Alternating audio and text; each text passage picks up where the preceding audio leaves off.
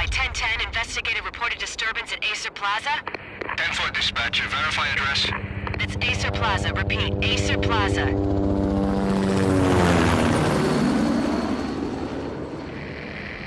Shots fired on the rooftop. An assault in progress at Acer Plaza. Repeat, an assault in progress.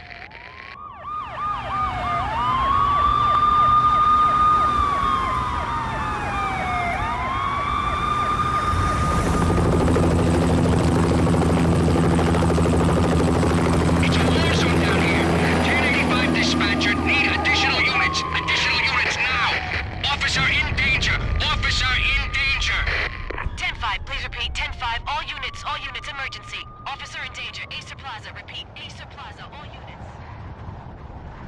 They were all dead. The final gunshot was an exclamation mark to everything that had led to this point. I released my finger from the trigger, and then it was over. To make any kind of sense of it, I need to go back 3 years. Back to the night the Payne started. I was still on the force back then. NYPD, Manhattan, Midtown North Precinct, Hell's Kitchen. So when are you coming to work for me, Detective Payne? You'd make me work undercover in some hellhole. Sorry, Alex. Michelle and the baby come first. See? My last smoke. It's bad for the baby. That's you, Max. A regular Boy Scout. See, Alex. Still on for poker Thursday night, right? Like taking candy from a baby.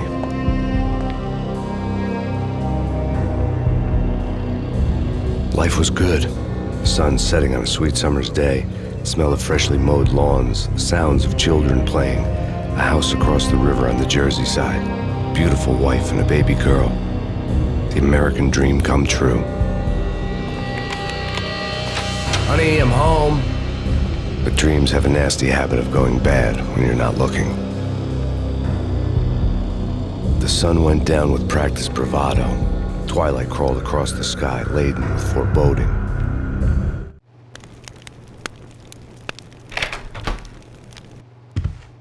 Michelle, honey, anybody home?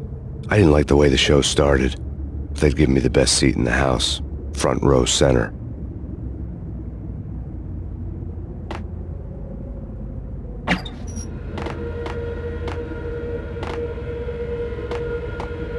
What the hell? Something ugly had been tattooed on the wall, a map of things to come. It was a poison syringe, a magic tag full of diabolical meanings.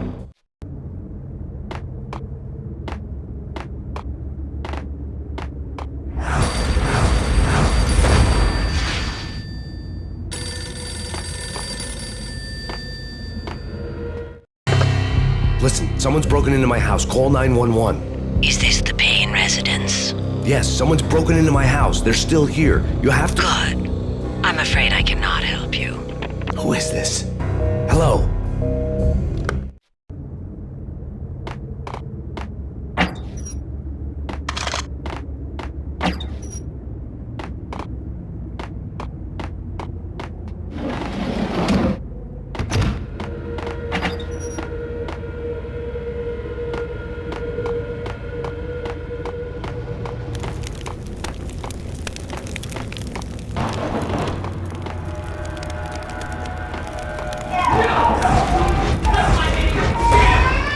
Michelle! No!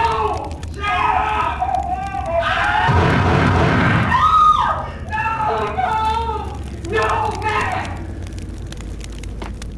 It's coming. Freeze! NYPD, drop!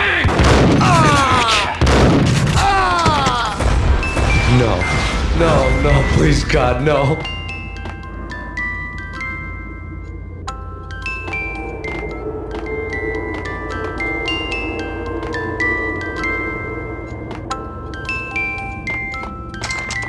The flesh of fallen angels!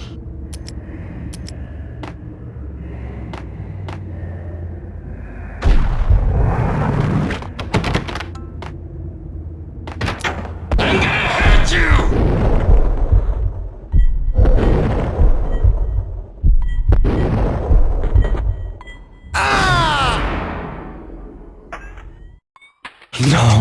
No, God, no, please, Michelle. Oh, baby.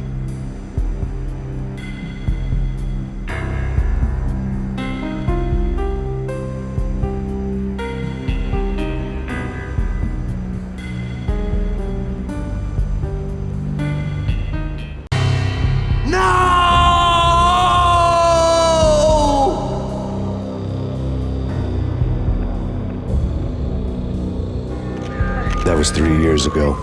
Everything ripped apart in a New York minute.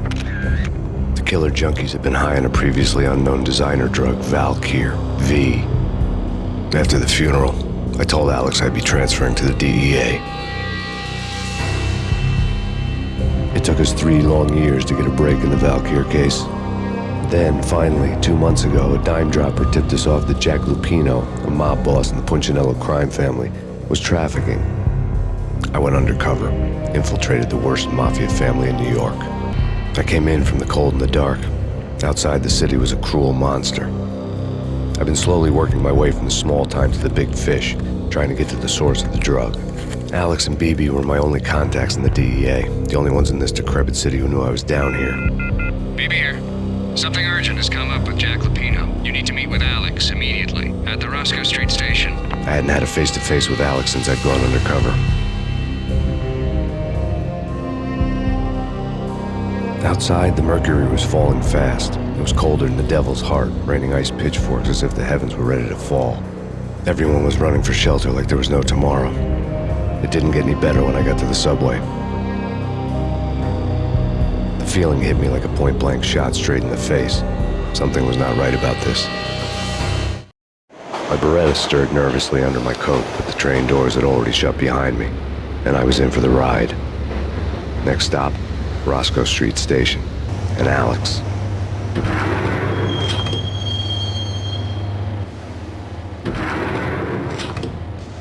The station was drenched in gloom. Alex was a ghost, nowhere to be seen. I'd have to look for him.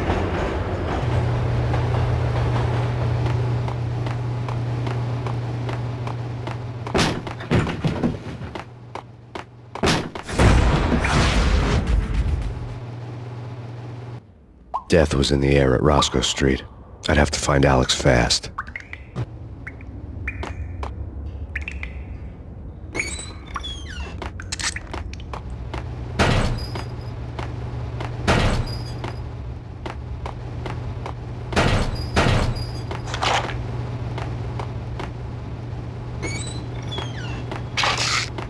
The pills would hold the pain back for a while. Wasn't Jake supposed to take care of this? Yeah, make your other What the?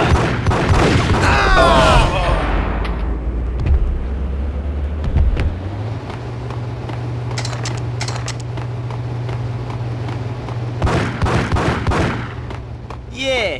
Damn.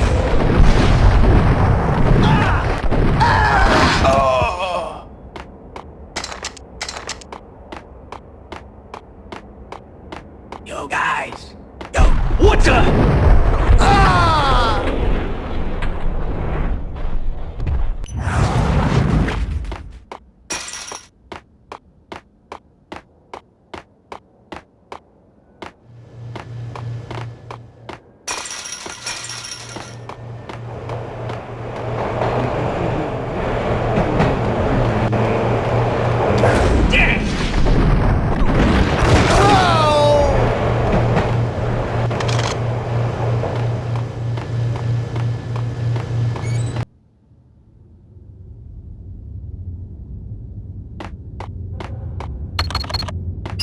The security panel let out a mocking cackle. I'd need the right code. Who was that? Hold it! While looking for Alex, they had ended up in the middle of a big-time crime operation.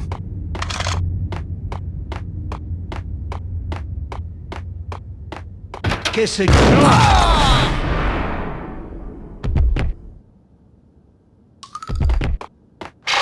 You saved me, man. What's going on here? A massacre. These armed thugs just appeared from nowhere. We need to get help. I can make the call from the control room 1 floor up. Can you take me there? Sure, sounds good. Follow me. We need to go and call help.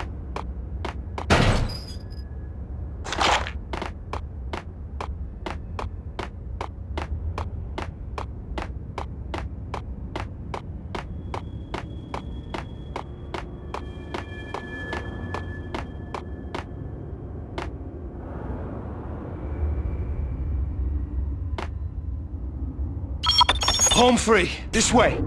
Hold it!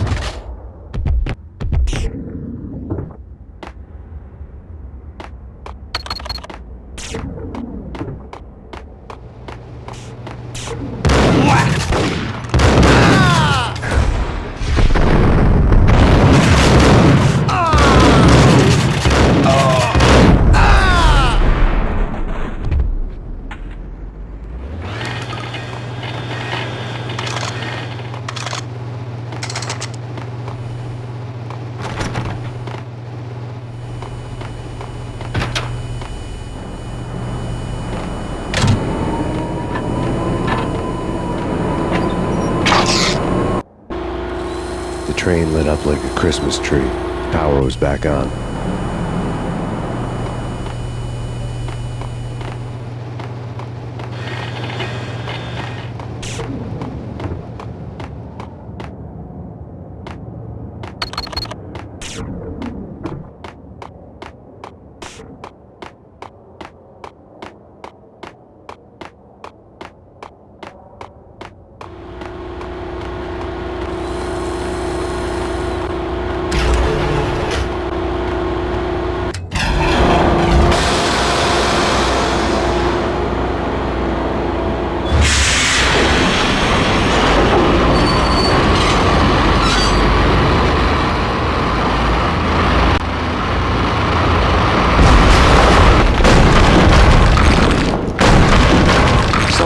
Being subtle.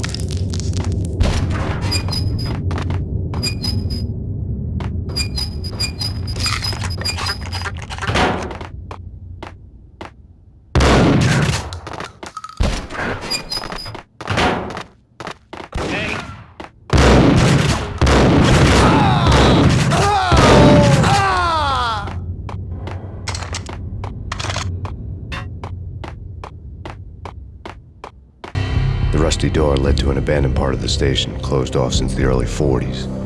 Something big was going down at Roscoe Street. Maybe that's why Alex had wanted to meet me here. Maybe not. One way or the other, I was gonna find out.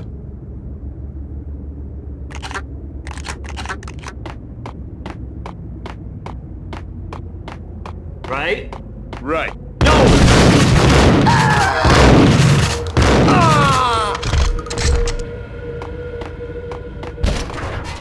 What the hell?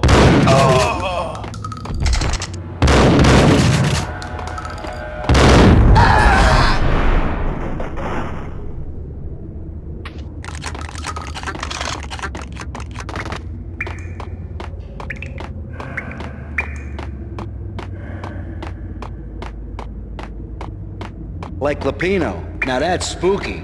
Jack Lapino, yeah, spooky. But also it's like the failure count is rising.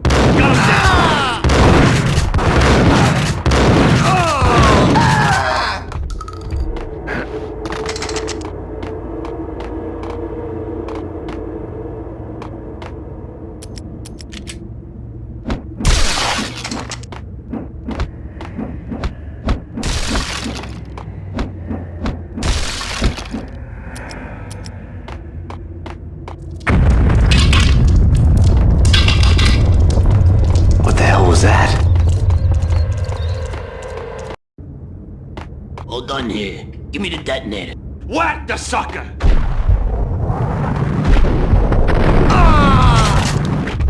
There! What the?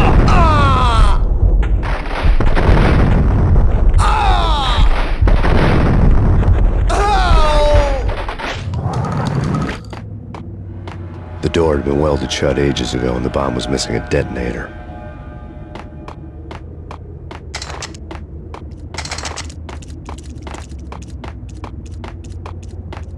Okay, fellas. The police are on their way. New York's finest. They're gonna...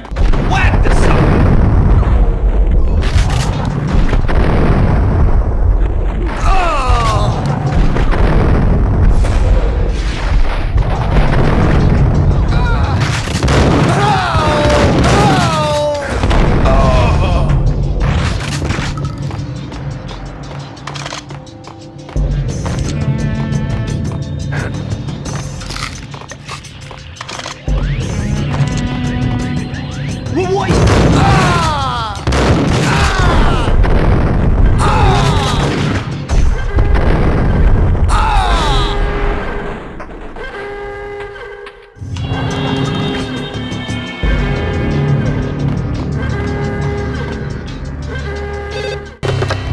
Come to you now live from the crime scene.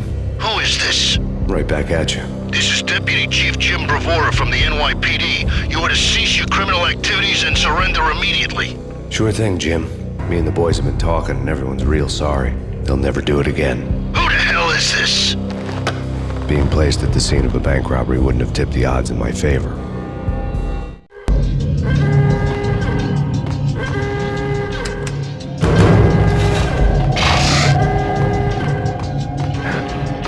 Bank robber's score lay on the table. The bank robbers had been after Acer Corporation bonds. The Acer success story had recently been on every channel and on the cover of every magazine.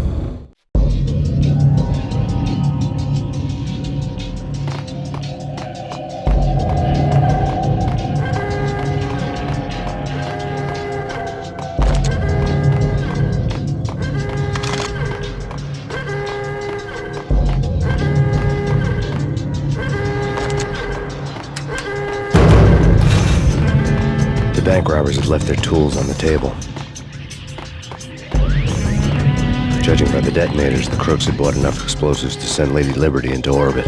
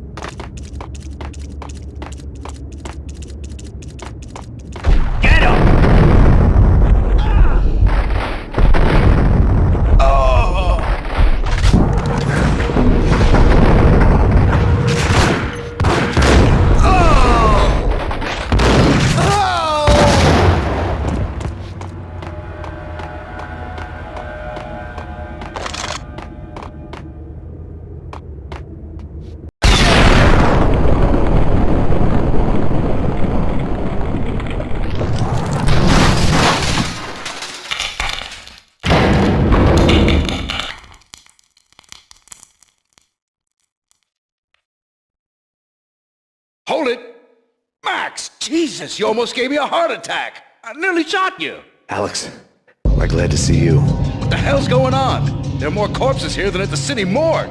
It's an armed robbery. A tunnel job straight to the Roscoe Bank vault through the old station wall. Is this why... This is Lupino's gig? This is Lupino's doing? Lupino's men? Really? You sure know how to pick a place? Can you get through? No, it's locked. We gotta get out of here. If it's Lupino, it's... Alex? Alex!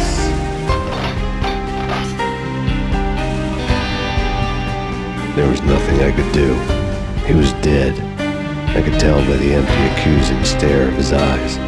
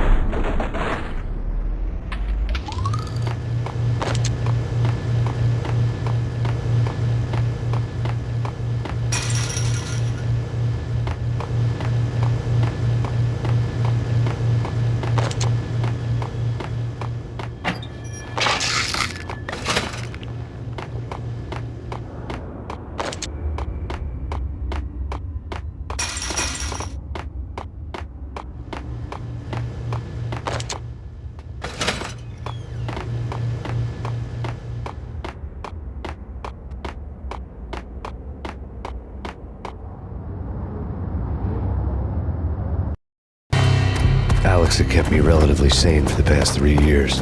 Now I didn't know how I felt. Somehow he had stumbled upon something big and ended up stepping on Jack Lupino's toes. Lupino ran his racket of sex, drugs, and contract killings from a sleazy hotel in a slum block of tenements. The NYPD was closing in. I could hear the sirens. Their wail was a crescendo. Lupino thought he could get us by taking Alex out and leaving me to take the fall for it. All he had gotten was my attention.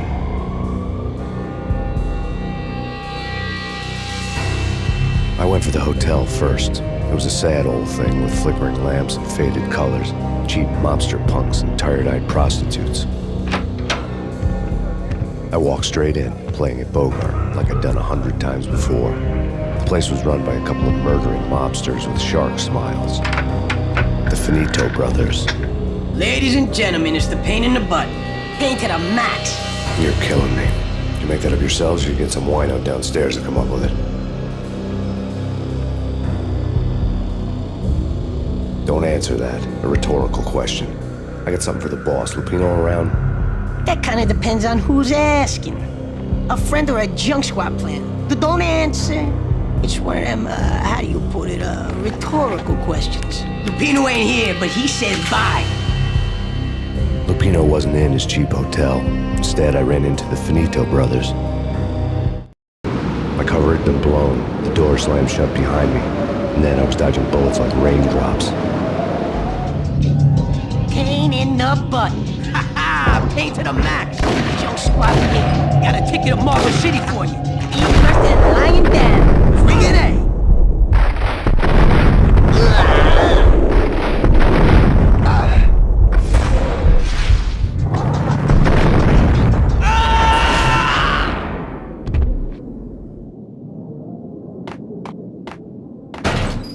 A letter on the desk caught my eye. Bosses! Everything all right? Bosses! I had met Lupino only once. The gangster ran all his rackets through his right-hand man, Vinny Gagniti. Gagniti was a high-strung whiner on the verge of breaking apart, like an overamped Energizer bunny. He had the brains to run the business, but he lacked the balls, always falling short, taking his frustration out on underage addicts and call girls. The V deal goes down at your hotel. Jack's exact words, quote, "Vinny, you're in charge of this one," unquote. Rico Muerte's coming to see it through. Anything goes wrong and everybody's gonna get dead. Goes double for you. Treat this guy real good. Anything he wants, you give him. Don't screw this up or you're finito, finitos. A V deal meant added security, locked doors, and lots of nervous thugs with itchy trigger fingers. I'd seen nothing coming in, but that didn't mean it hadn't been there. Rico Muerte was a regular Kaiser Soze, a spook story told to keep the apes in line. 313. The Finitos had scribbled Muerte's room number on the note's margin. Joey, Vigilio, you all right in there? They're not answering. Call the others. Tell them to come quick. Okay, but we can't wait for them. We gotta go in now. Bosses, we're coming in. It's Payne!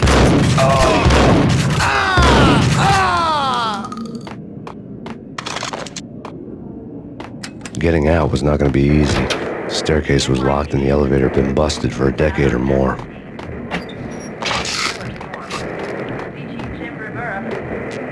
Take whatever steps necessary. Here stated that Valkyrie represents the NYPD has been out on massive Payne. Killer storm. PG Jim Rivera. Take whatever steps necessary. Here stated that Valkyrie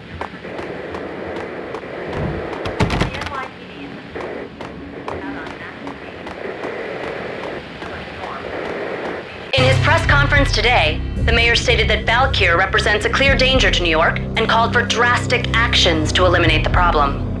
On today's top story, the Valkyr crisis worsens with the murder of DEA Special Agent Alex Balder. Special Agent Balder had been shot repeatedly from a point-blank range. The gunman has been identified as Max Payne. The noose is sure to tighten around this fugitive criminal as more NYPD units join the search to apprehend him.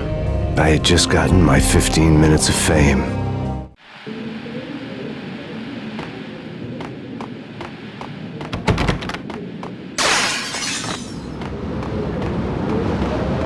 Yeah, something's wrong with the bosses. Payne's there and they're not answering.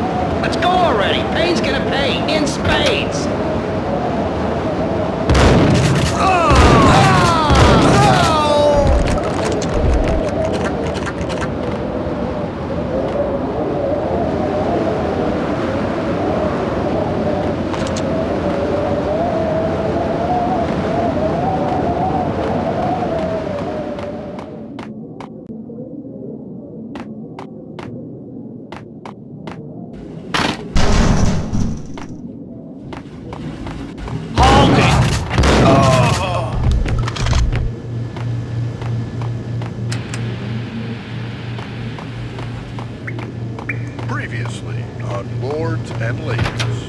Lady Amelia, Marquis Valentine asks for an audience. Thank you, Lords. My lady. My lord?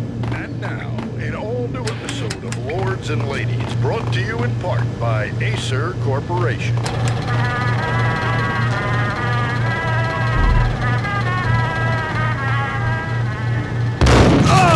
My lord? My lady. That's There's important science bring to your attention.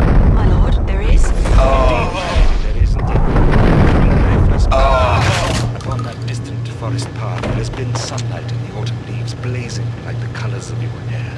Oh, my lord, you should not speak so. But my lady, I must. My lord, no. I forbid you. This cannot be. This must not be. V-head junkies could go off without a warning. I had to be careful. Do not force me to speak the word.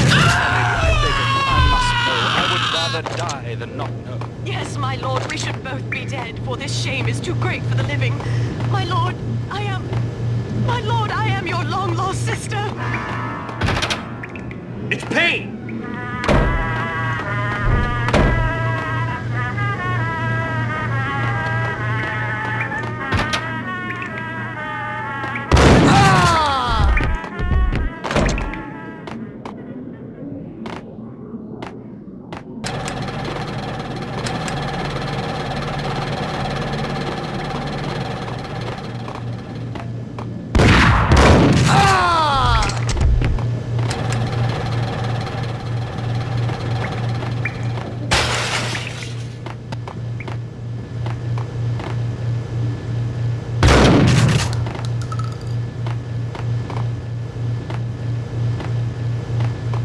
Piece of crap!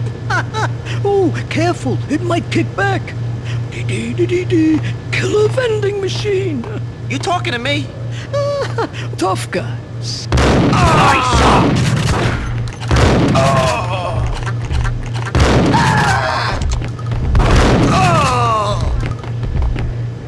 Out on Master Payne. Killer storm. CG Jim Rivera. Tonight, the city's fight against the nightmare drug Valkyr took a turn for the worse as DEA Special Agent Alex Balder was found brutally slain at the Roscoe Street subway station. A suspect was seen leaving the site only moments after the shots had been fired, and the NYPD is currently in pursuit of Max Payne, a repeated felon believed to be armed and extremely dangerous. And now the weather. The worst winter storm in recorded history continues to pound. Take whatever steps necessary. Here's things that balance. The NYPD out on Master Payne. This party had been dead for a while. I couldn't say I was sorry I'd missed the show. Take whatever steps necessary. Here stated that Valkyr represents the NYPD. The NYPD is You're gonna die. You're gonna die. You're gonna die.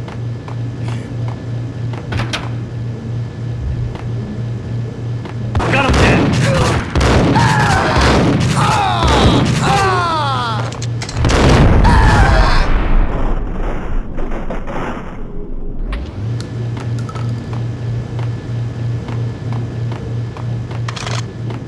I'd found Muerte's room.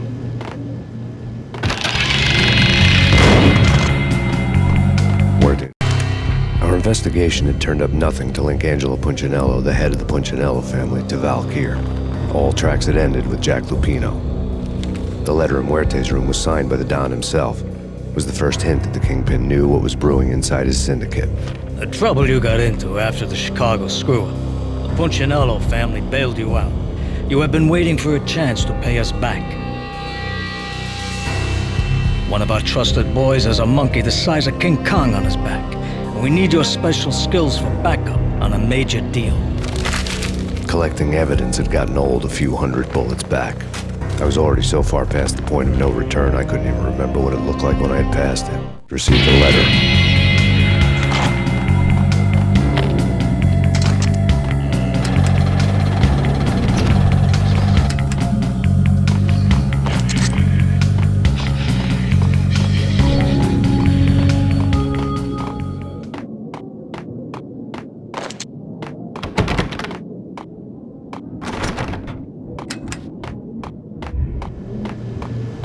Sure. Yeah.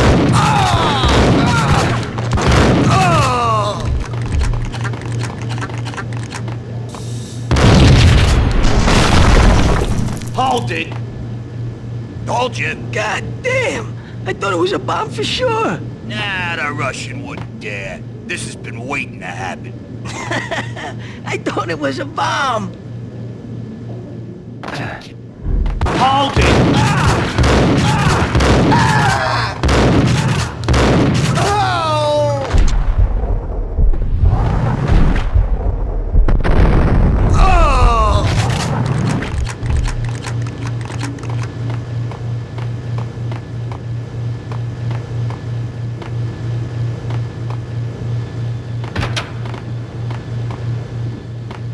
The hooker had left her diary on the table. The diary belonged to a hooker named Candy Dawn. The read would have made a vice cop blush. Had talks with the mystery hag over the phone again. Sent her the latest One-Eyed Alfred tape. As long as the hag keeps paying for the tapes, the old man could come every day for all I care. She had a nice sideline, making secret X-rated flicks of her clients and selling them to the highest bidder. They would get her killed if her V-fix for the day didn't do it first.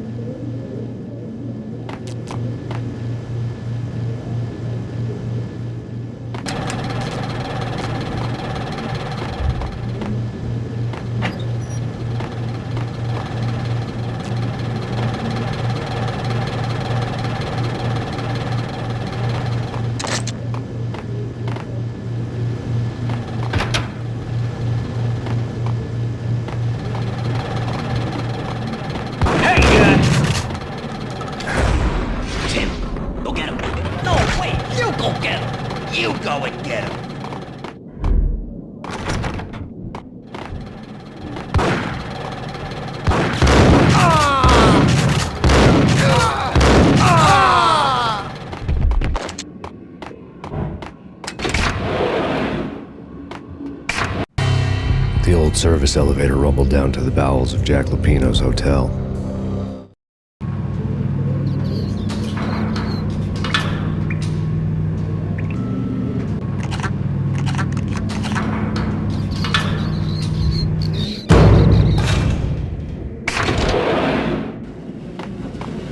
It was freaking crazy.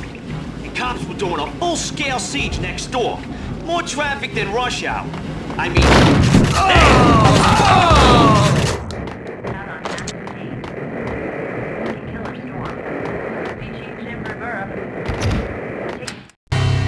A winter storm warning is in effect in the whole tri-state area, as both freezing rain and heavy snowfall continue. Many roadways are already closed, and people are advised to stay indoors. The severe blizzard has ravaged New York for 3 days now, with no end in sight. We'd been snowed from the start in the Valkyr case. The forecast said there was plenty more where that had come from. But the snowbound city was on my side. Less chance of innocent bystanders getting caught in the crossfire.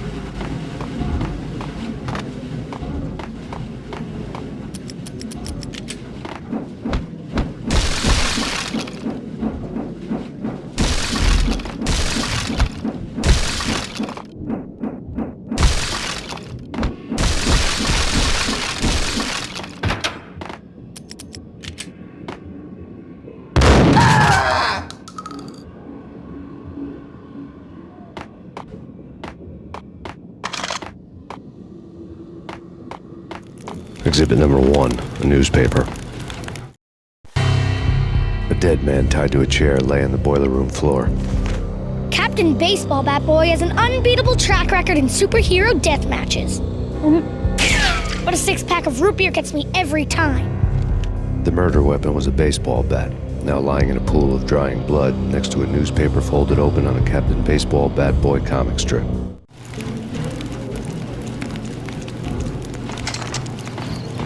Take vampire movies. Why are they always set in L.A. or Mexico? They can't even get a tan.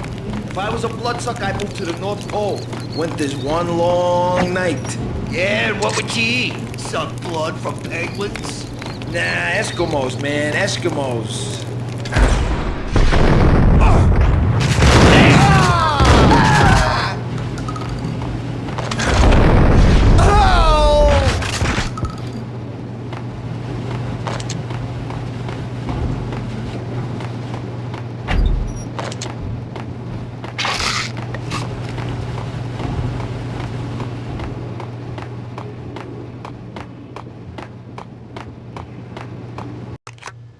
Chill with the guns. Trust me, you don't want to piss Muerte off. Gentlemen, let's do business. Green for green.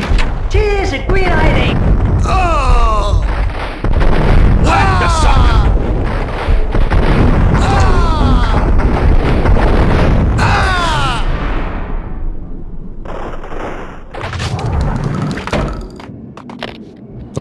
The transparent cylinders glowed green, full of Valkyr. It was dirty money. There was a key on the table.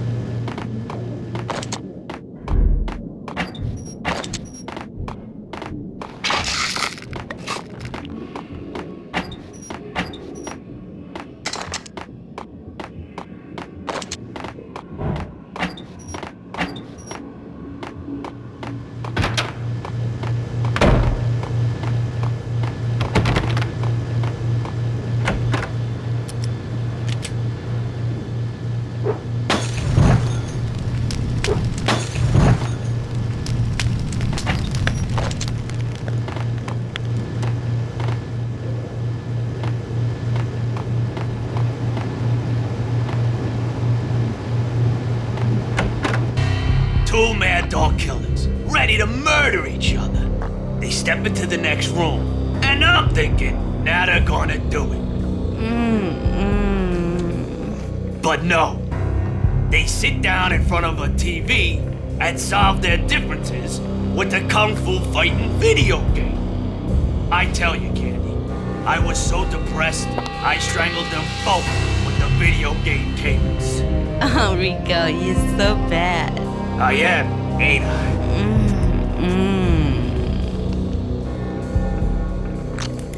Rico Muerte, big-time hustler. Who the hell? It's that cop. Muerte went for his gun.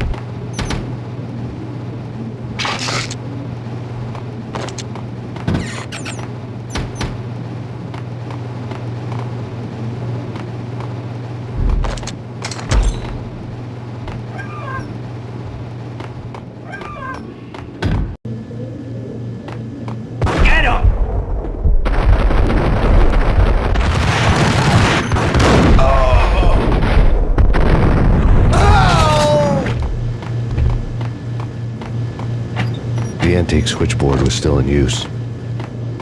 Telephone switchboard in the back room of the reception area. The kind that made phone tapping child's play. It wasn't hard to picture a fat pimp sweating with headphones on, listening to his hookers talk dirty and fake orgasms over a web of party lines. The blood veins of New York. Right now there was a different set of moans and groans going on. Boss, Cornelia, this is Max Payne. He came, started capping us. He killed him. Are you freaking kidding me? He's just one lousy cop. You better be freaking kidding me. Whack him. What's the freaking problem? Hello? Answer me. Hello? The word was out. A deadly virus released into the city's corrupt circulatory system. Something wicked this way comes. Max Payne at large.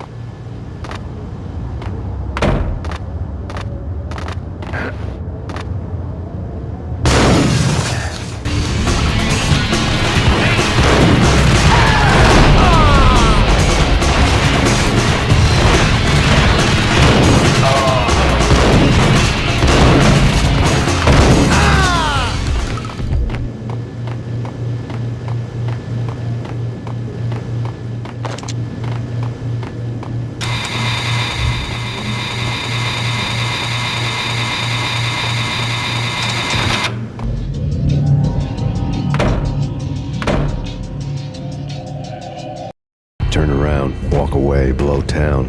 That would have been the smart thing to do. Guess I wasn't that smart. Lupino's tenement buildings were a seedy hangout for all kinds of sleaze. A liquor store, a pawn shop, a laundromat full of mobster bookies and loan sharks. The list went on. The how and why of it was a mystery to me, but they knew I was a cop. They knew I was coming, and they were going to get real trigger happy about it.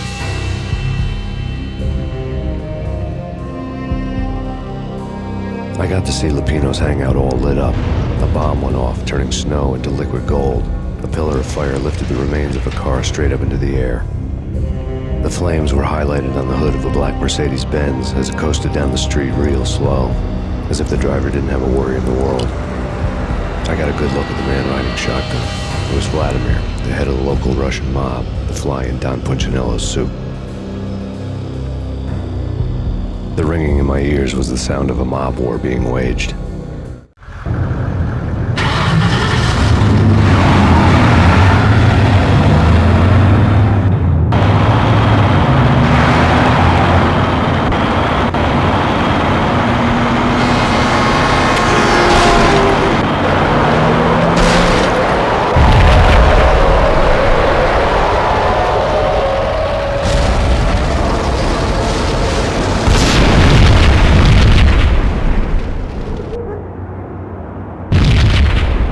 Another bomb exploded inside the closest slum building. It was a lucky break.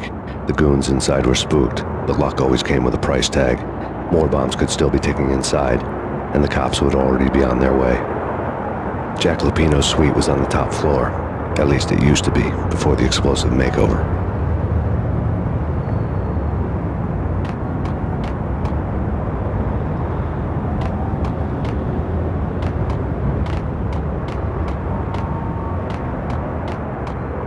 I don't know, man. I don't know about this. Hey!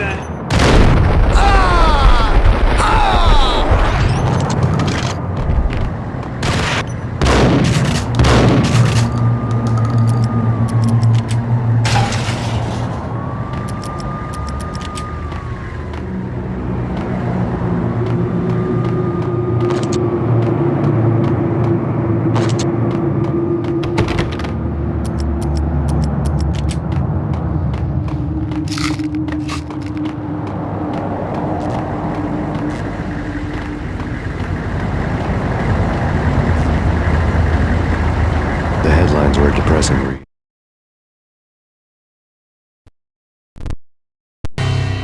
The headlines were screaming bloody murder. The storm was a screaming duet with the approaching prowl car sirens. It was all a scream when you were down for the count and wanted for murder.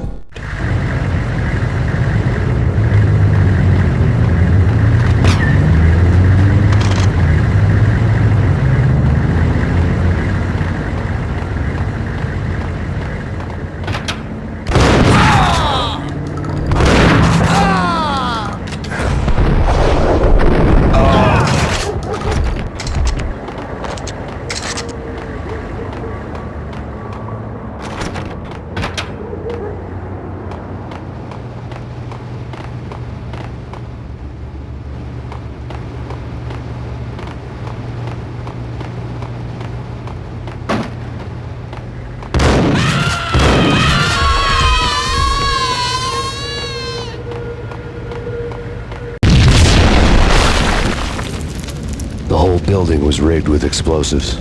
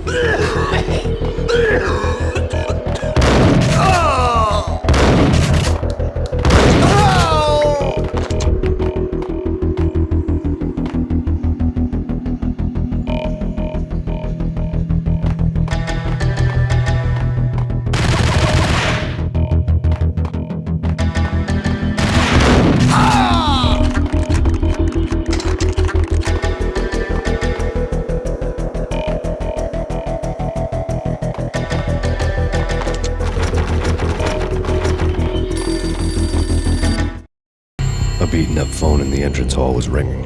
It could have been just a junkie in need of a fix, but it turned out to be something more sinister than that. Am I speaking to Mr. Payne? Who wants to know? My name is Alfred Woden. You must hurry. The police are on their way. Tell me something I don't know. They know you're there. How? And what's it to you? I will contact you again.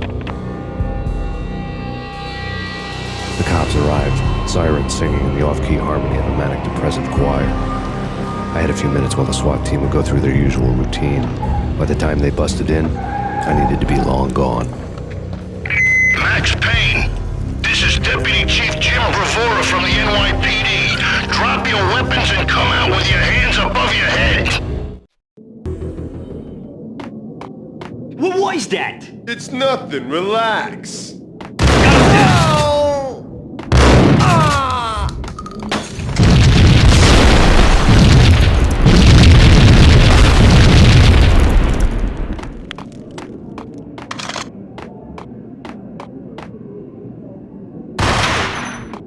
Someone had left a letter on the... Suddenly it all made sense. The bombs, the Russian mob boss making an appearance in person. Gognitti was his usual self. All talk and no walk. After our hit, the Russian has only a couple of guns left, and they can be bought. There's no freaking way he has the guts to try anything after that. As it turned out, the Russian had plenty of guts. One thing you could count on, you push a man too far and sooner or later he'd start pushing back. Counter. There was a key on the shelf.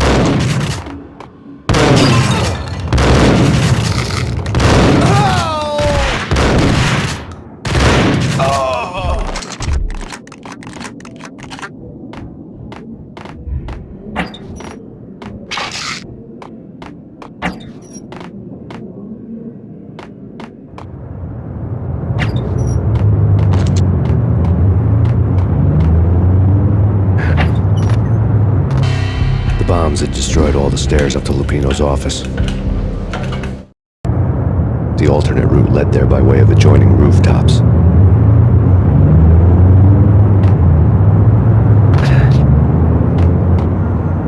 It's never been this cold. Never ever.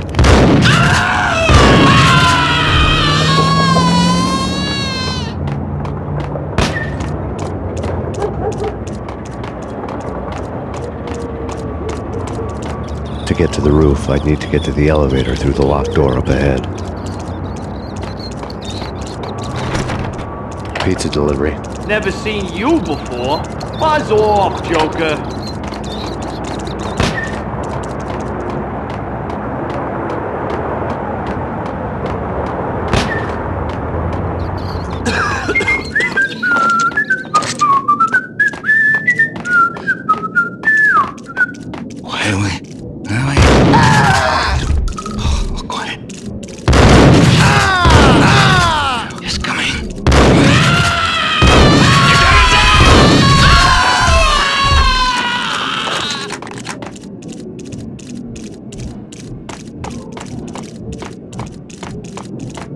I think I died. What the? I think I'm dead.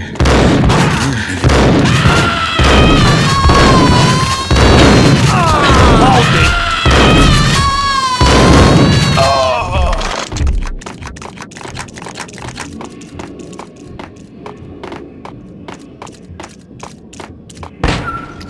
no! Don't shoot! You know the clowns at the laundry? Me? No. You're no good to me then. What? No, the laundry, yeah. I know him, yeah. Get me in there. Okay.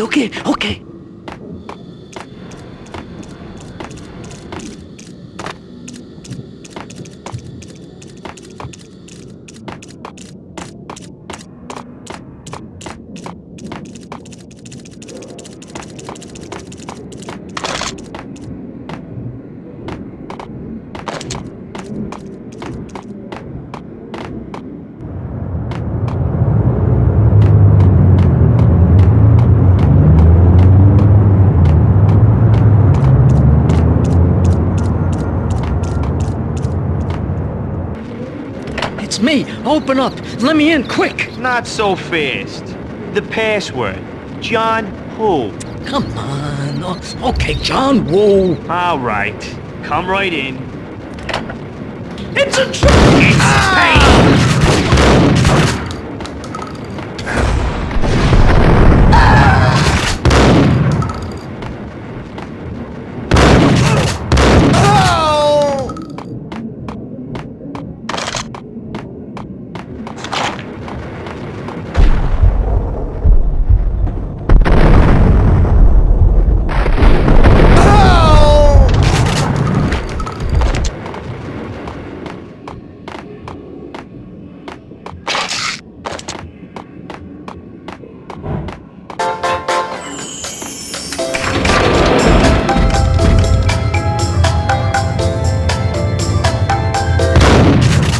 Thank you.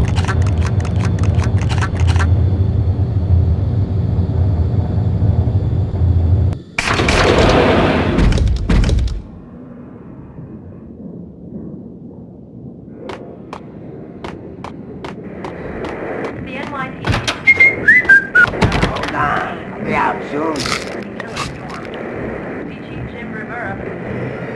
Take whatever steps necessary.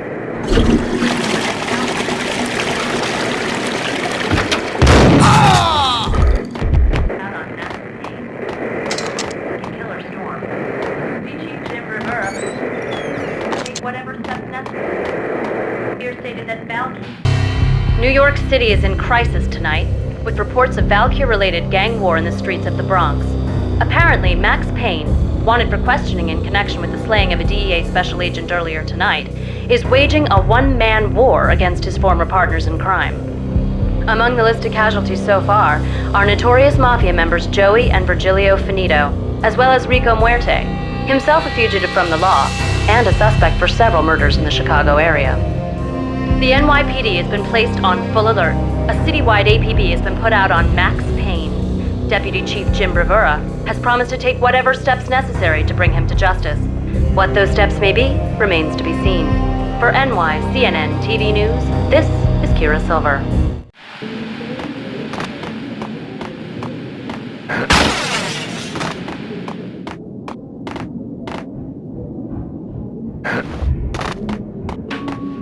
This week on Address Unknown. No! I don't want to go to this place I want to end up.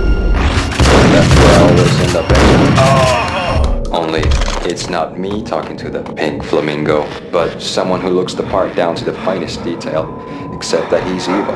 I'm hiding in the shadows, watching it all unfold. The flamingo speaks. He can speak here. It says, "Mirrors are more fun than television." That's, mirrors are more fun than television. Somehow I know this, just don't ask me how. And I, not me, but my double, nods and smirks at this like it was the funniest thing in the world. And then something goes wrong, and suddenly they know I'm there, hiding behind them, and they both turn to look at me with cold eyes. And the flamingo speaks again. Threshold tolerant angels. I have no idea what that means.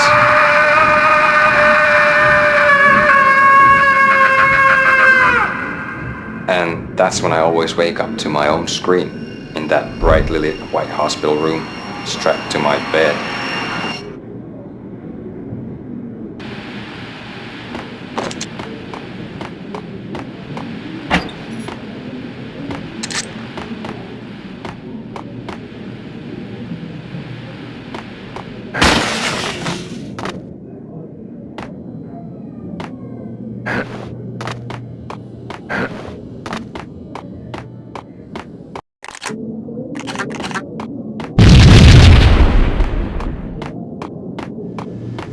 Red, blue, or green? It's always red or blue in the movies. So, green? No, not the green.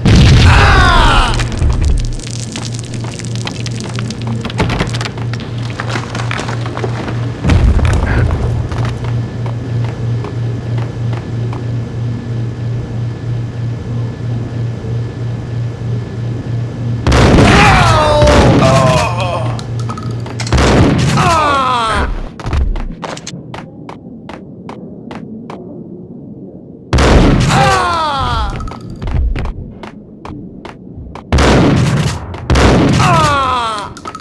What the hell are you standing around here for? They're bombing us! What are you doing? You're doing nothing! What are you doing? This is war! Freaking war! Vinny Gognitti, just the man I've been killing to see. Payne? Freaking Fed! I knew from day one there was something screwy about you. What do you think you're doing? You're a freaking cop. You ain't got squat on us. You can't just come in here waving your piece like it meant something. Yeah! Oh my God! Oh God, you shot me! Ah! You're dead, Payne! What the hell are you waiting for, you apes? Kill him! Kill him! With pleasure, boss. Gognitti bailed. I made like Chow Yun Fat.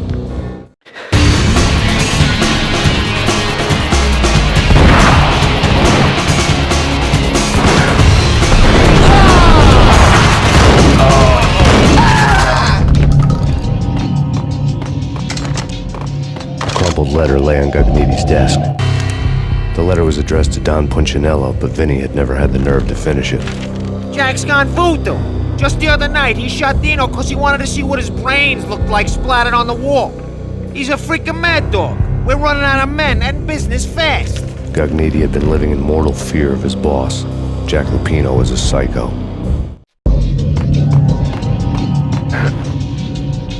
Vinny Gognitti was running scared.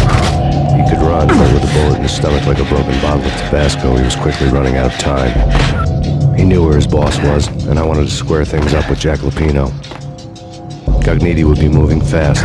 I don't know about angels, but it's fear that gives men wings.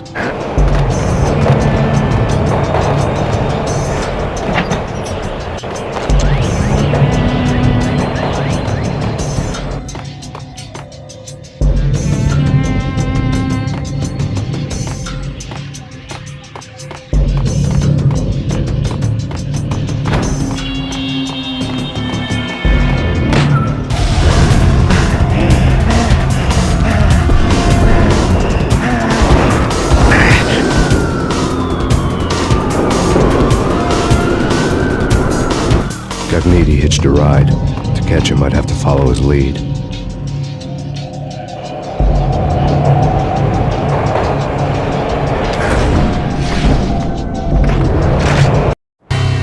This was my second train ride of the night. The way it started didn't promise anything better than the last one. Freezing wind tearing at my face like sandpaper and razors, ice hard and slick under my hands and feet. And somewhere in the background, the wail of sirens, the city howling after me. New York sped by in fast forward. Dark rooftop water towers and a dead forest of antennas and chimneys, all a blur. When the train he was riding slowed down, Gognitti made his move.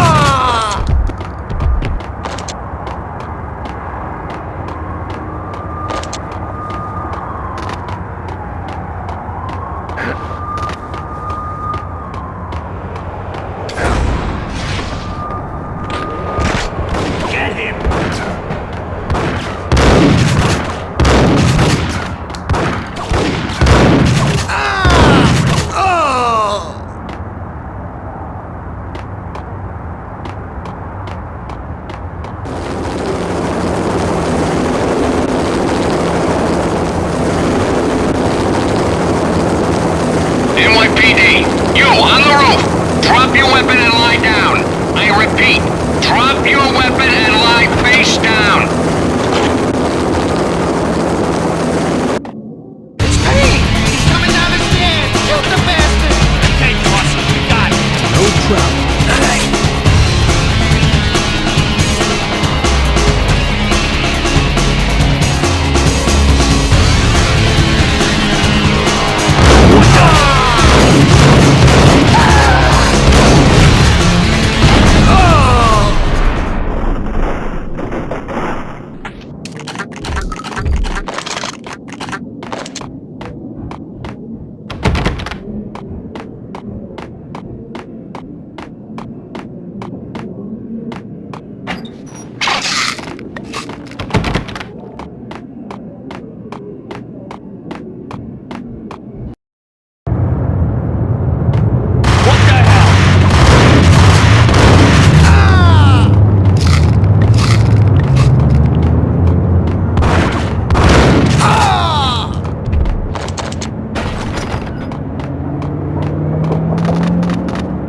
What the hell?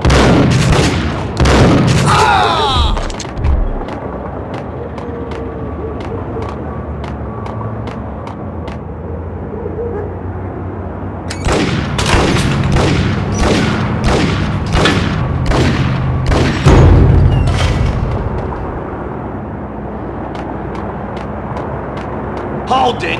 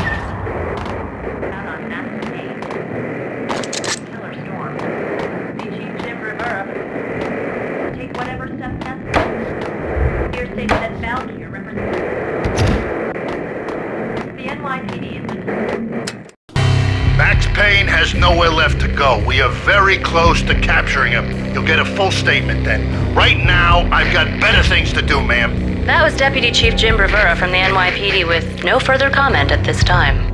Apart from his suspicious food habits, I figured Bravura to be one of the good guys. Fate had just dropped us on different sides in this. But when it came to capturing me, he was way out of his league. I had already ditched the cops a couple of rooftops back. For now.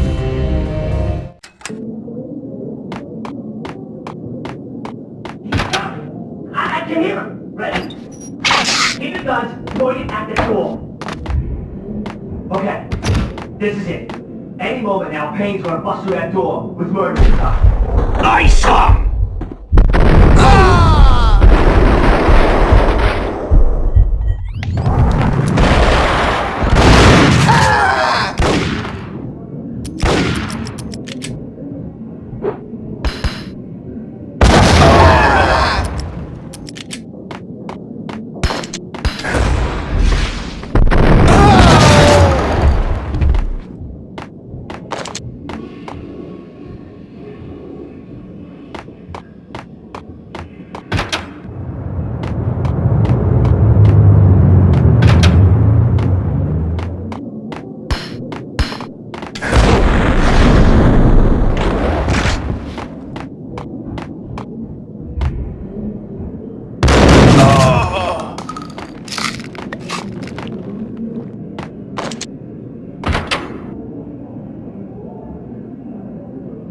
Open, goddammit! Payne! I'll kill you, you lousy freaking cop!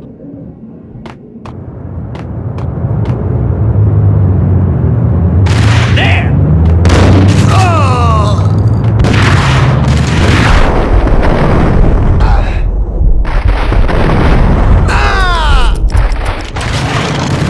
There he is! Payne!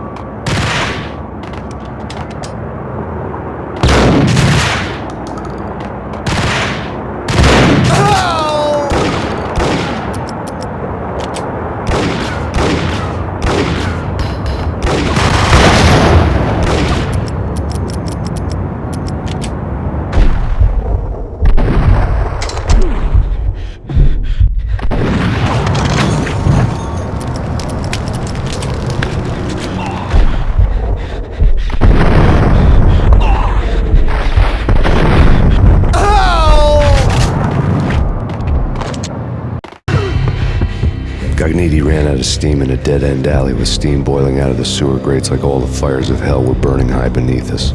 It was shakedown time.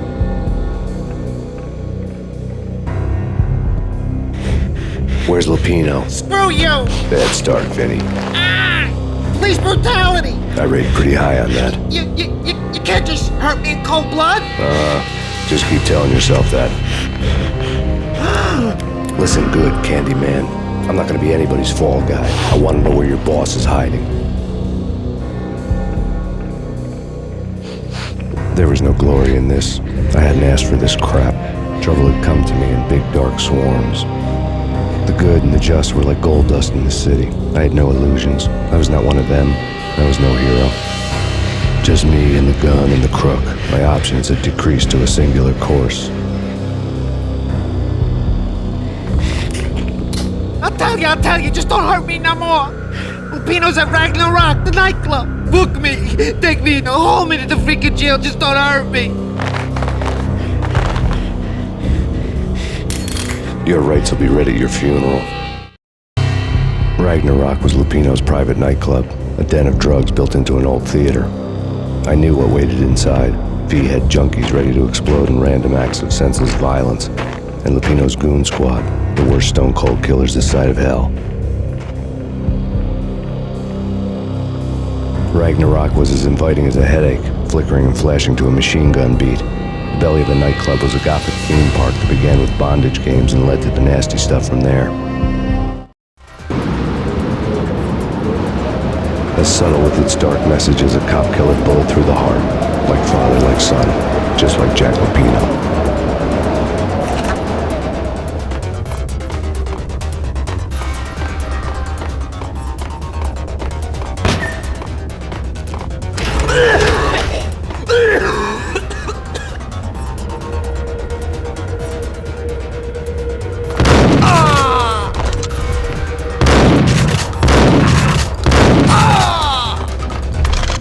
The book had never been a best. Given the setting, I was surprised to find that somebody had been passing time reading. The paperback was entitled The Age of Murder and Storm. The blurb on the back mentioned Norse mythos and Ragnarok, the end of a Viking world with a terrible winter that covered the earth in ice, when vile crimes were rampant and all humanity lost. I could see how somebody impressionable might get it into their head that we were at the end of time. I was also beginning to see what the nightclub and its owner were all about. Stellar.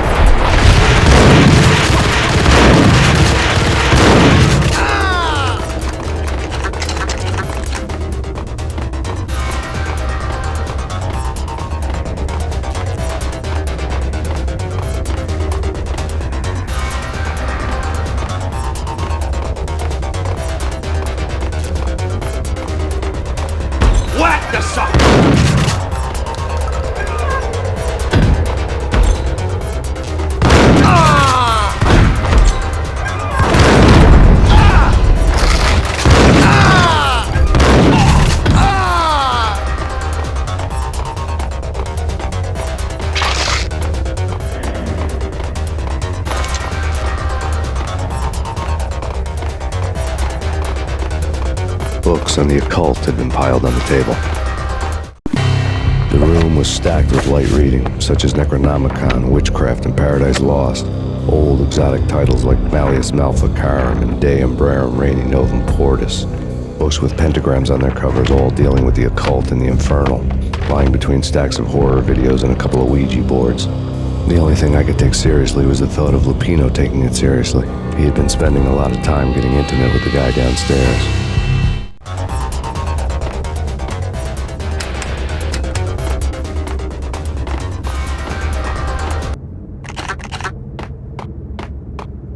What with Dino and all, I wouldn't say anything to his face. He might not...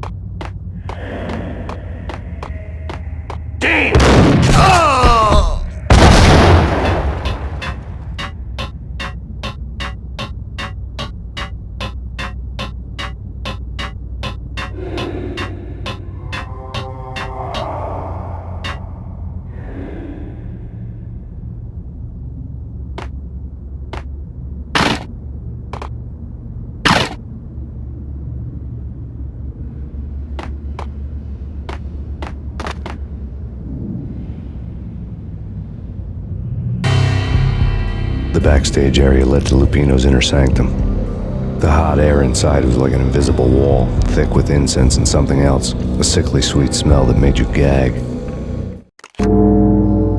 This was the rotten core of the Big Apple. Lupino lurked somewhere ahead, like a spider at the center of his web, waiting. The vapors in the air started to make my head swim. Torn pieces of a letter lay scattered on the sofa.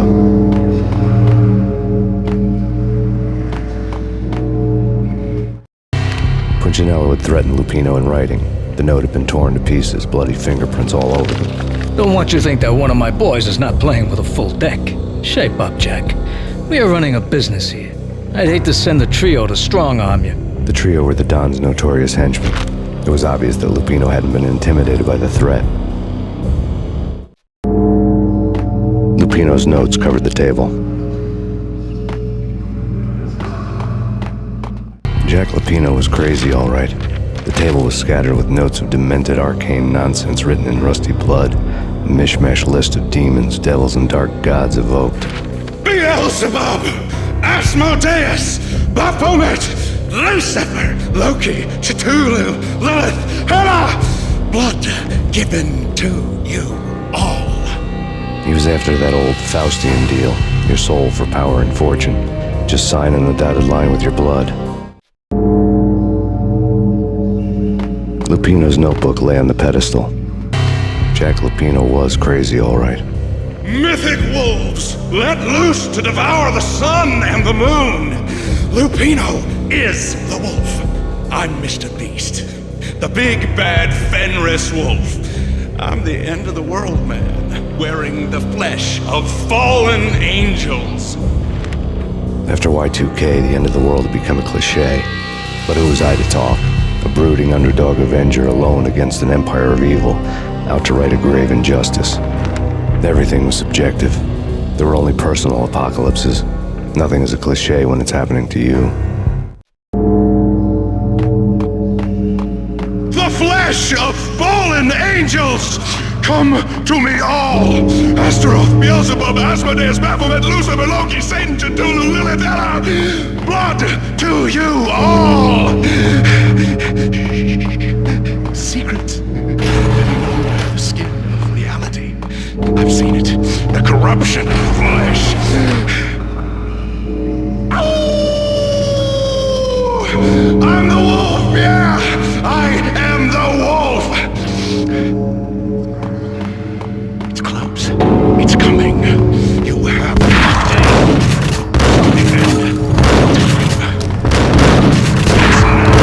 I will rise to her side. I don't need the words. I'm beyond the words.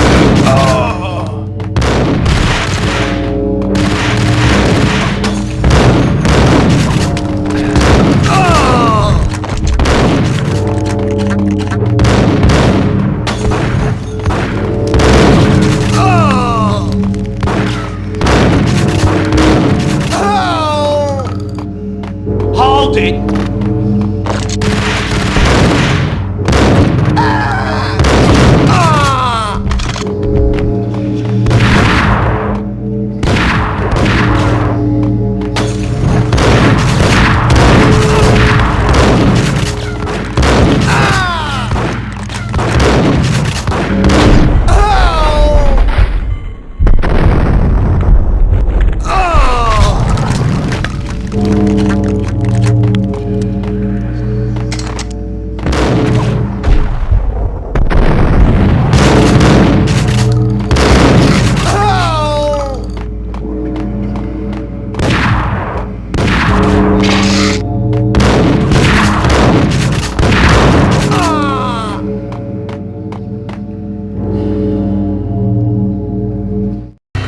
I had known there'd have to be a catch in it somewhere, and this one was the Empire State Building of catches.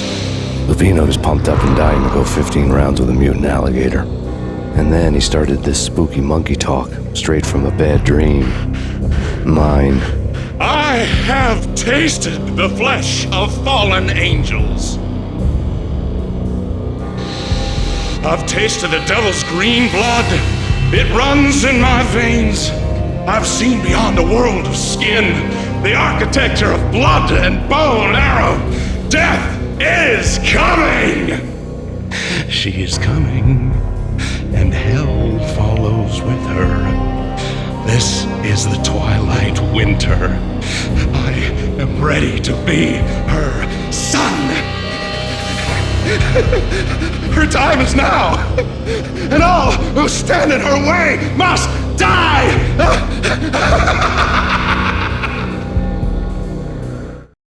Die! You'll die! You'll die! Now! Oh, die! Oh! The wolf!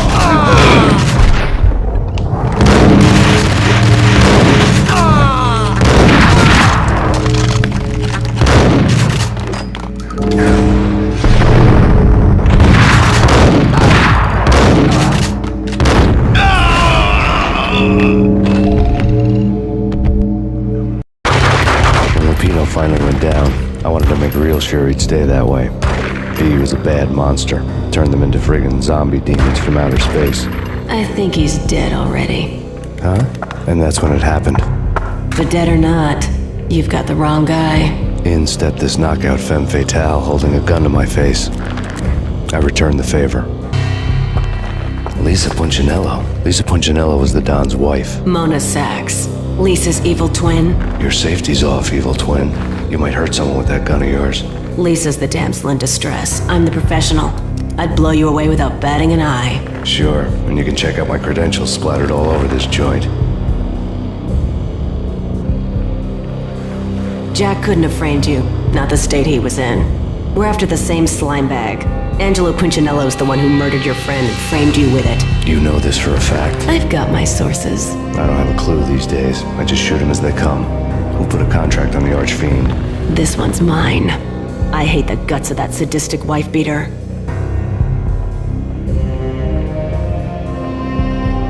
Why not pool our bullets for this one? I thought you'd never ask. My finger was starting to twitch. How do you like your whiskey?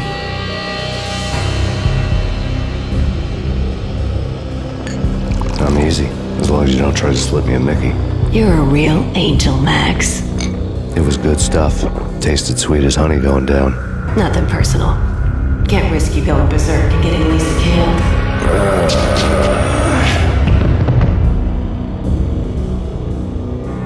The nightmare was always the same. Violent shapes moving in darkness, old and ugly. The killer's mad laughter was a riddle filled with wicked innuendo. Somewhere, the baby was crying.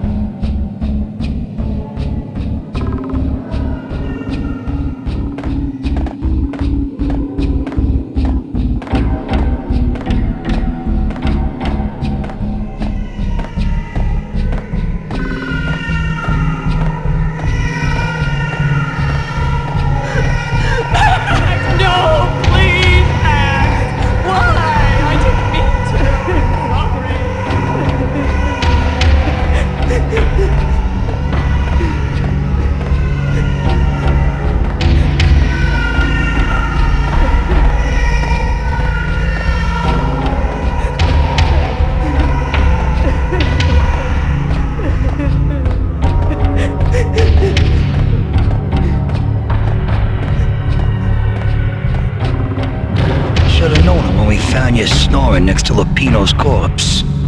A comedian, huh?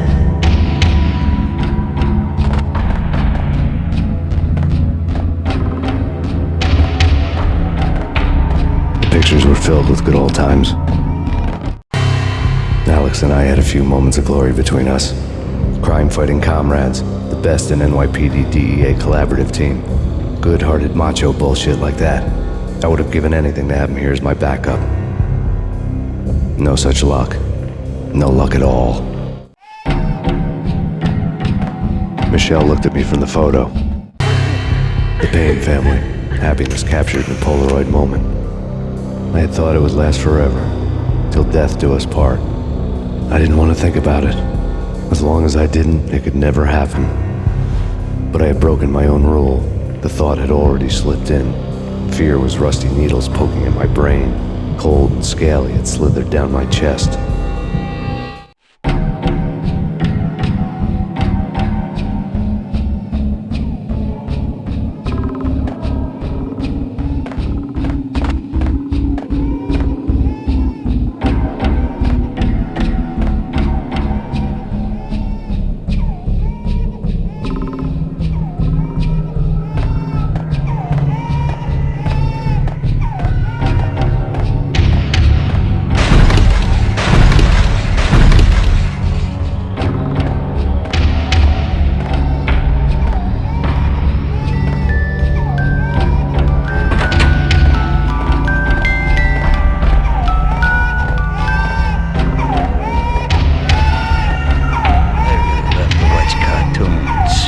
Captain Baseball Bat Boy's my favorite.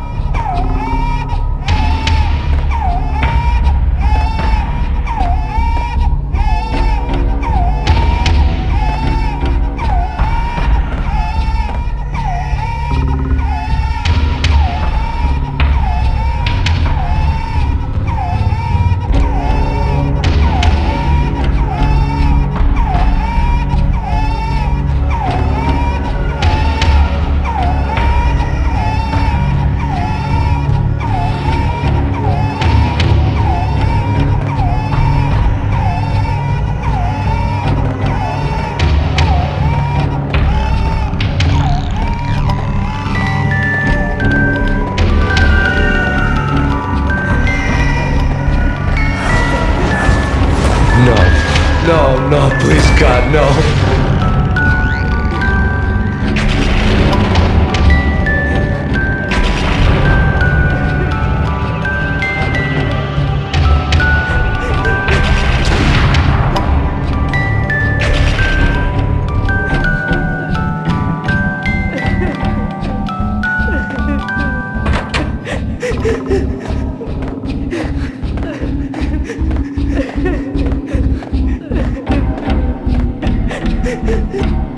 Slice 'em, dice 'em, shoot 'em full of holes, blow 'em to bits, vaporize 'em, disintegrate 'em. No matter what you do, they'll still be back, good as new.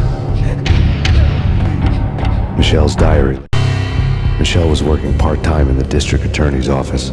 Her diary was open on today's entry, her handwriting all pretty curves. An army dossier found its way to my desk yesterday. Valhalla? Isn't that a Norse myth? Something about Vikings?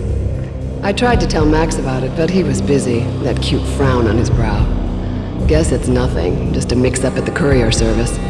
From now on, I would always find time for her. It was a hollow promise. Too little, too late. And the table.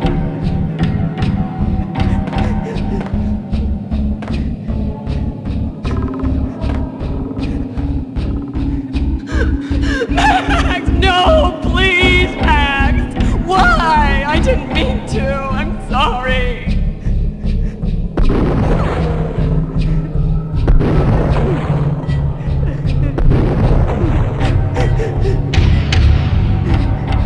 Murderer! You killed her! Nothing like that ever happens in the real world.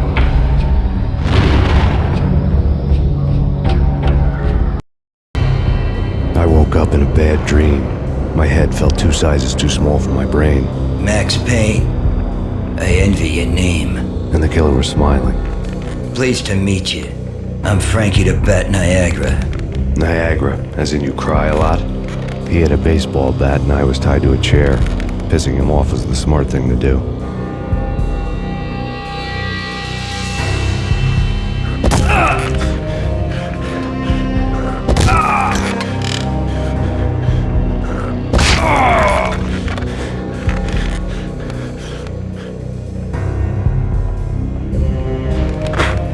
Nothing wrong with a little laugh now and then. Take me, for example. I love to watch cartoons. Cartoon violence is a fascinating thing. Let's take a break. I need to take a leak and maybe grab a cold one at the bar. Don't worry. I'll be back to finish this off. And then, it's checkout time. You play, you pay, you bastard. He swaggered out, and the door clanged shut behind him, locks clicking into place.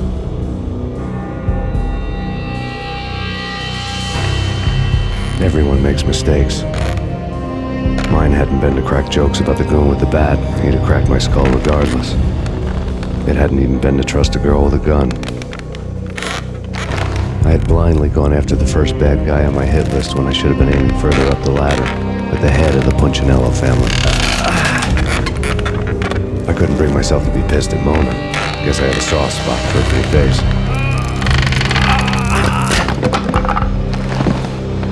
But when somebody decides to play baseball with your head, you tend to get sore.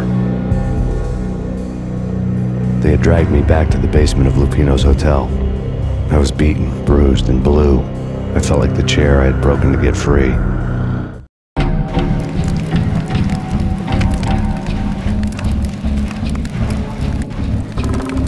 All I had was Niagara's bat, sticky with my own blood. Without a gun, I'd be no match for Frankie's men. I'd have to play hide and seek with them.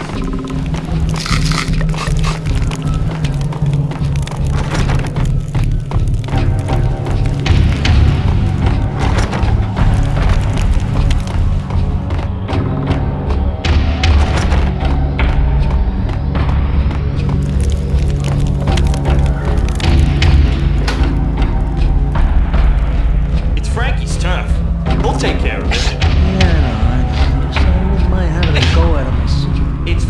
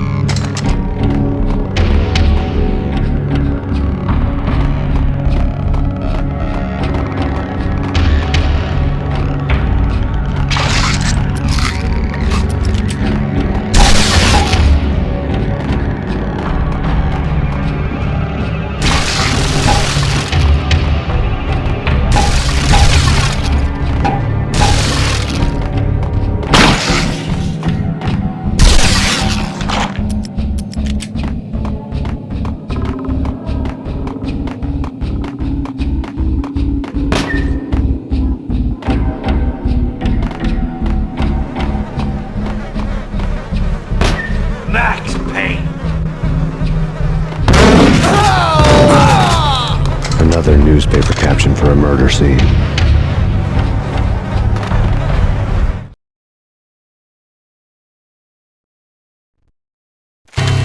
Frankie had left his calling card, a Captain Baseball bat boy strip, next to a sewer passage filled with bodies. You'd better not mess with Captain Baseball Bat Boy. Even my archenemy, Bicycle Helmet Girl, swoons at the sight of me. Aha! There were enough corpses to put a mass murderer to shame.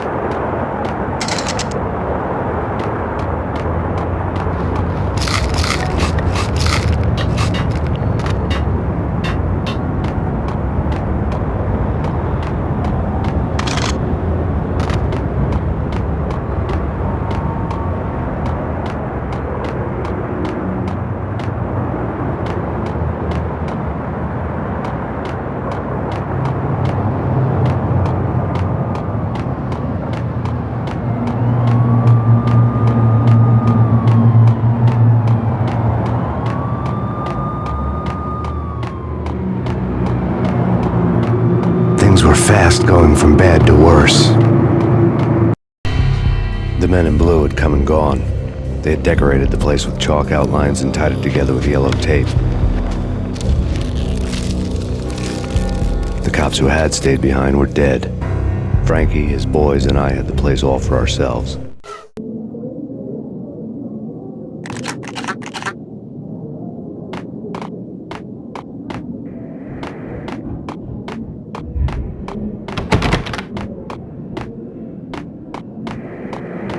Just forget about it.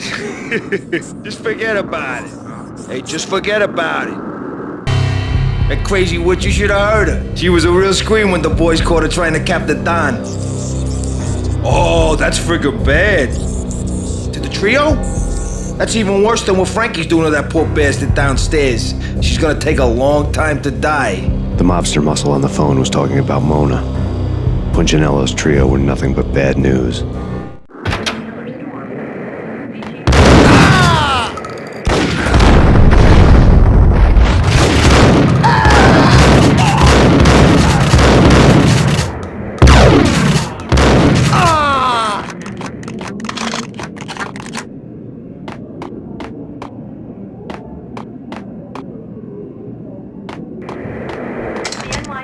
More evidence that Punchinello didn't like me much. The fact remains that all the victims so far identified in the Ragnarok shooting have been known criminals, many of whom had large doses of V in their blood. Reliable sources say that Max Payne was also among those killed, although no body has been recovered at this time. Reliable sources.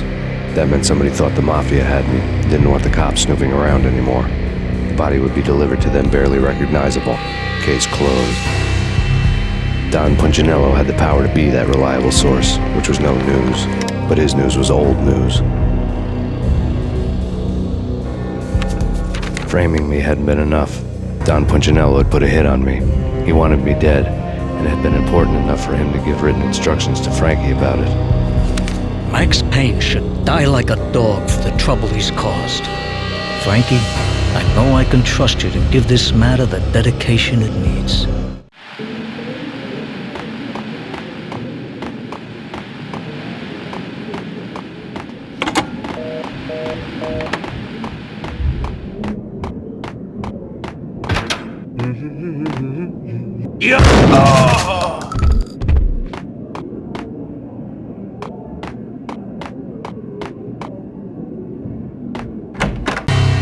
The hotel bar was fast developing quite a history. True to his words, Frankie was there, having a beer. Jesus Christ. How the hell did you get loose? Got bored waiting. Thought, what the hell, we could just as well finish this here.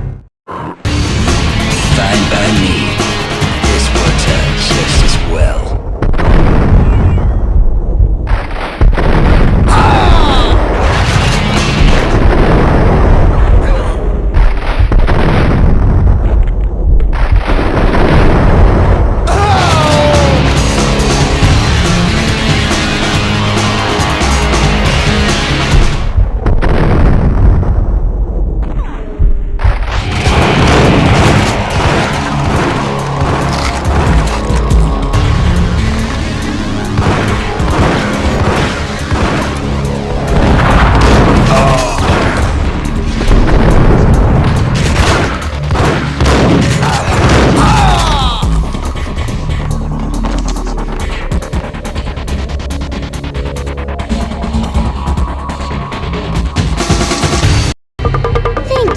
You've been a lovely iron.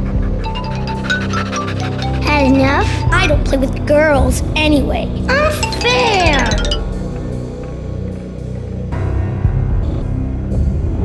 I spotted the tail as soon as I left the hotel.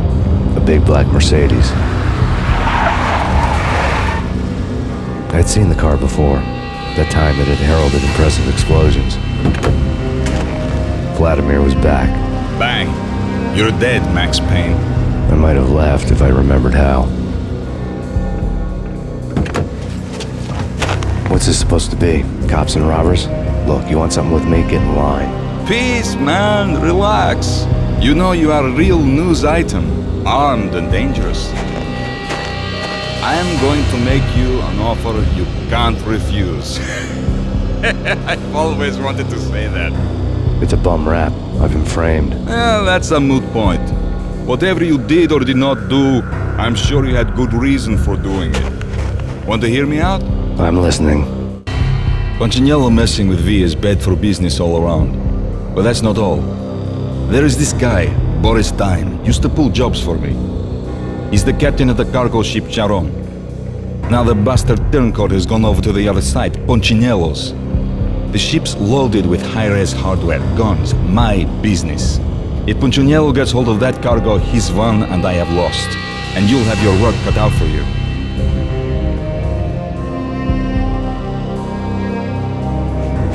If you want to get to Punchinello, you'll need heavy-duty persuaders. I am just the man to get them for you.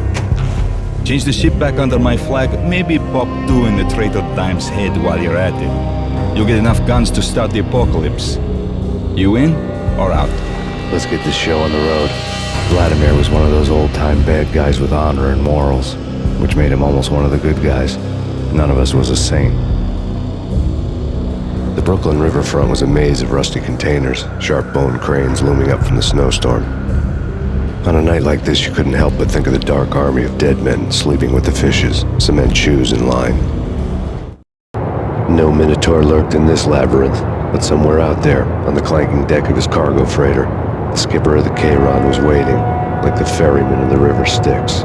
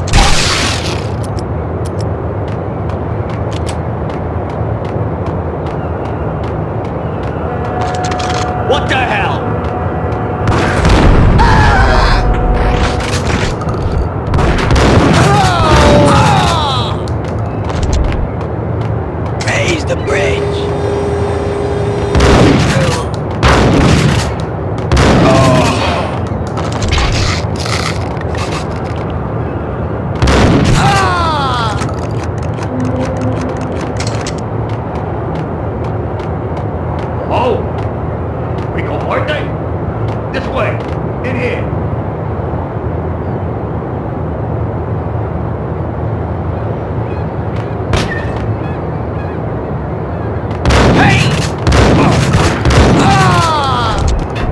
I doubted the letter was a receipt. Rico Muerte had come to town to do more than just sort out family troubles. Exhibits number 1, 2, and 3. Briefcase of money, a sniper rifle, and an envelope with one word neatly printed on a folded piece of expensive paper. Mayor. It didn't sound like a mafia contract at all. It was too cold and too to the point.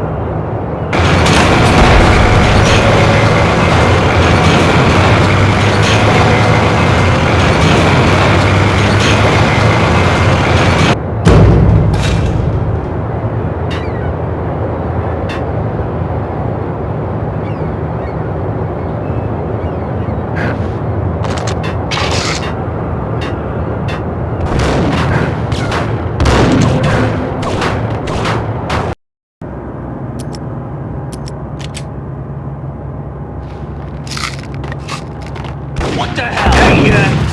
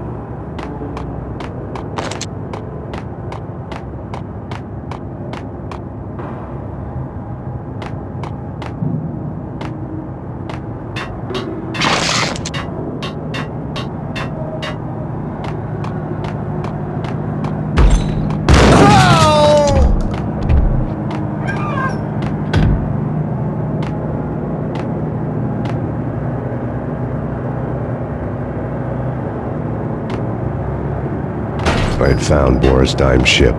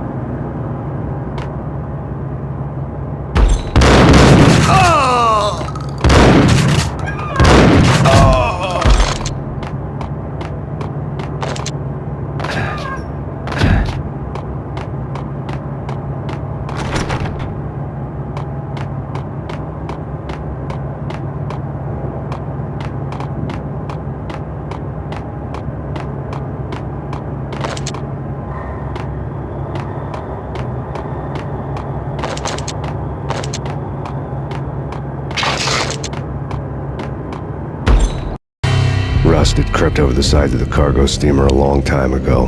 Boris Dime would be on board. I'd have to smoke half of his crew to even get near the gangplank. The guns were probably being kept in the hold, buried amidst the rats and oily water.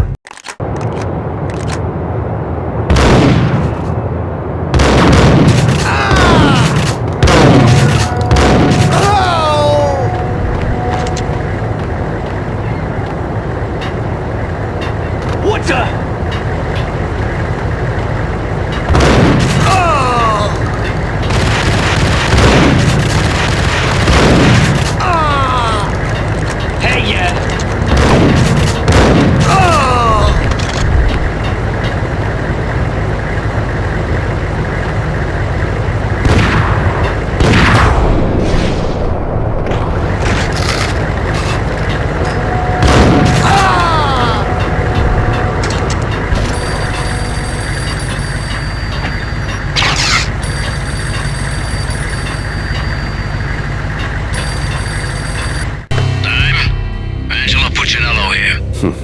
Angie, tell me, how much did Dime cost you? I bet it was more than his name. Max Payne. Right the first time. You're dead, punk. You sure you're not confusing me with Boris here? But you are right, of course. Pretty soon we should get together and have a talk. You son of a... Pissing Punchinello off was a dangerous game, but when people get mad, they make mistakes. I should know. That's where I wanted Punchinello, mad enough to trip over his own feet, preferably into a grave. Dime! Dime!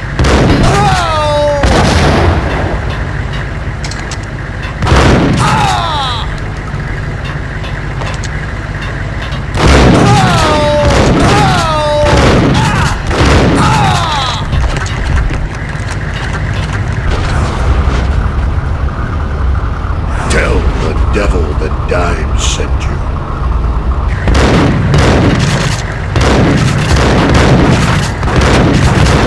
Oh!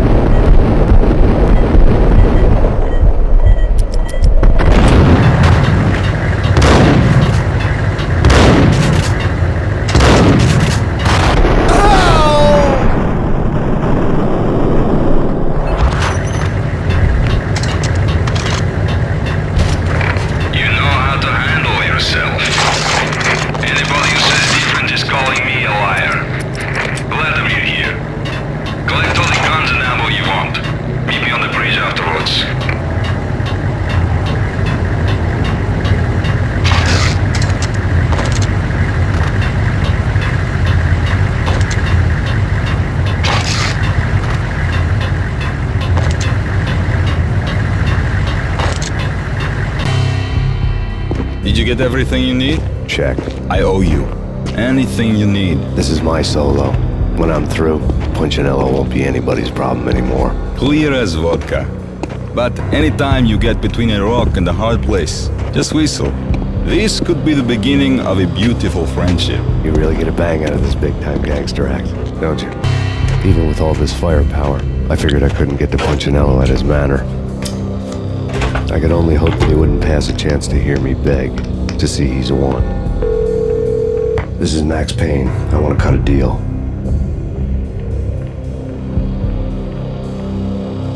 Payne, you're a dead man. That's what everybody keeps telling me. I got your ship and her cargo. I want to meet. No pain, no gain. Capiche? You know my restaurant? Yeah, I know it. Wow. Punchinello's restaurant had seen better days. Snow was falling like ashes from post-apocalyptic skies, but that was outside. Things would soon get hot in the Don's restaurant. I knew it was a long shot, Angelo Punchinello actually showing up, but there was no crime in hoping.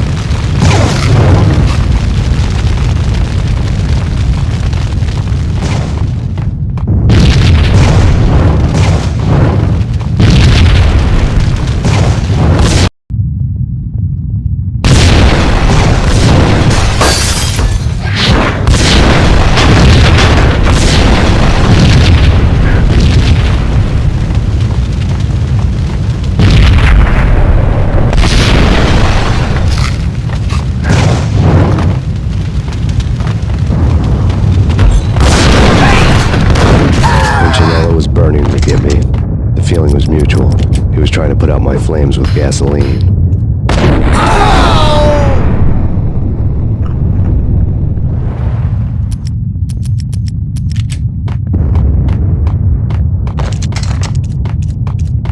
The mobsters have been guarding a real treasure, the way out of this disco inferno.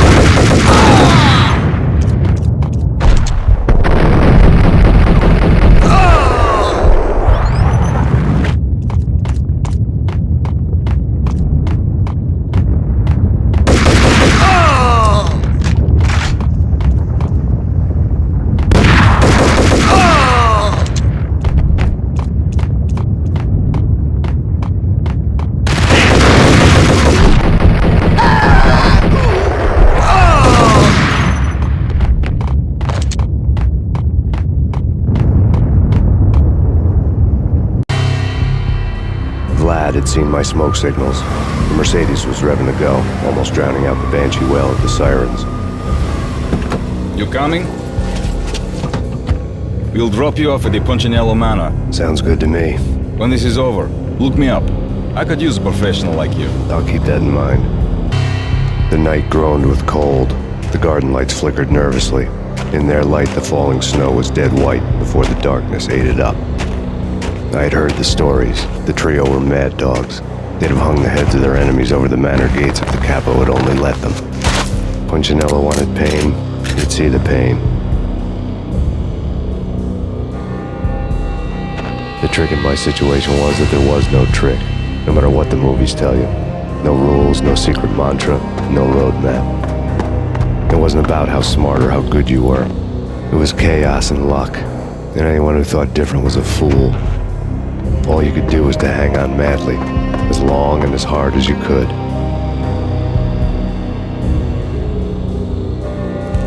Someone had graciously left the back door open for me and killed the guards. My money was on Mona. I knew the trio would be standing between me and Punchinello. I had read their rap sheets, thick as phone books. No one would be walking out of here alive. The numbing cold of the broken night had followed me in. Upstairs, the trio tangoed down the manor halls to the silent rhythm of their murderous hearts. The blood of their victims rust on their lips. Vince Mugnano, Pilot Providence, a.k.a. Big Brother, and Joe Deadpan Salem. The pistol was a frozen lump in my hand, piercing the skin, gnawing me to the bone.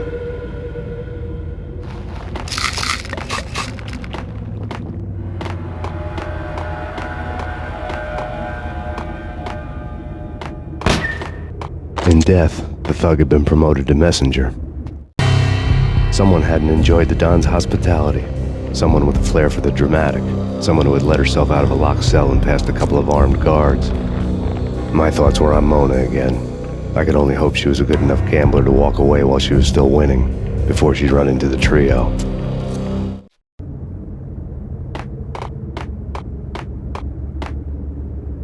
Max Payne, there he is!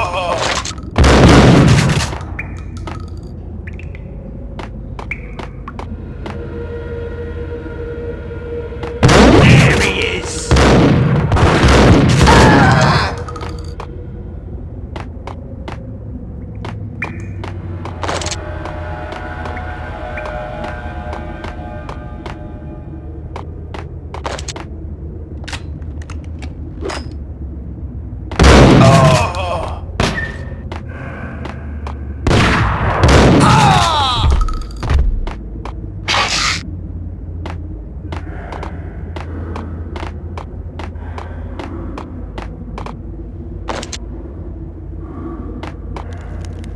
It's Payne! Someone get the guys from upstairs!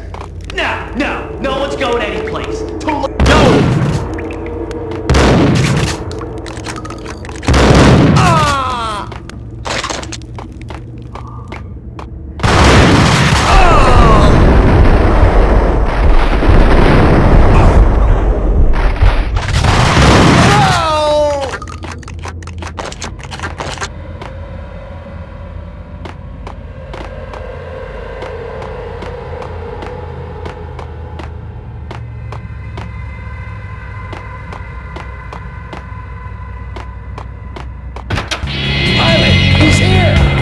It didn't take me long to run into the trio.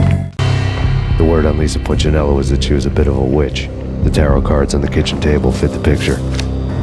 They weren't my kind of cards, but I was willing to take a crack at the hand Mrs. Punchinello had dealt. The first card was the tower. Maybe that was supposed to be the manor. It got easy after that. The devil was the master of the house, and death was me, coming for him.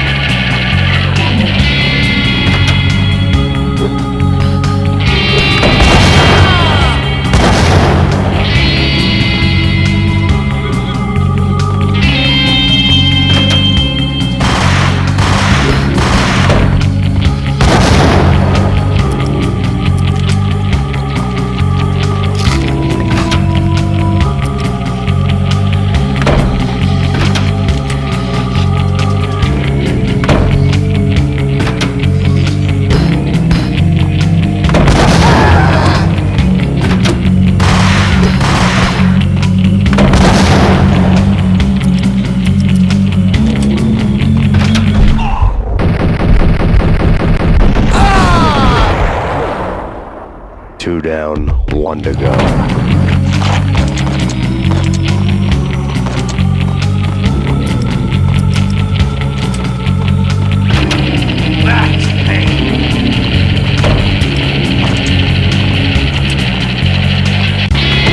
No stopping him! This will. This will stop anything. Take cover.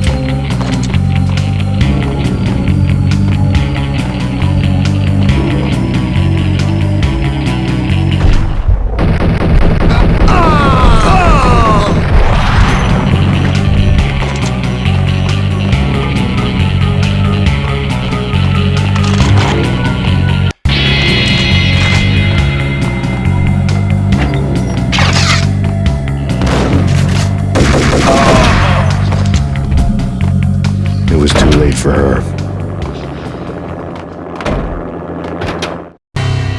You're a real angel, Max. I couldn't tell whether it was Mona or her sister. The body was a mess. The sick bastard had really gotten a kick out of it. Seeing her lying there got me thinking about another woman's body on another bed. Got me thinking about a fallen cradle.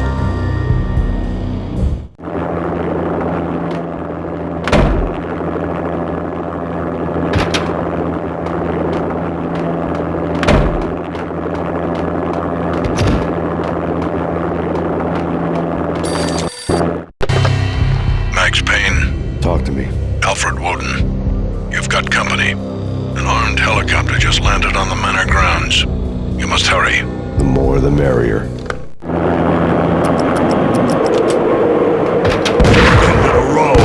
Vince Mugnano.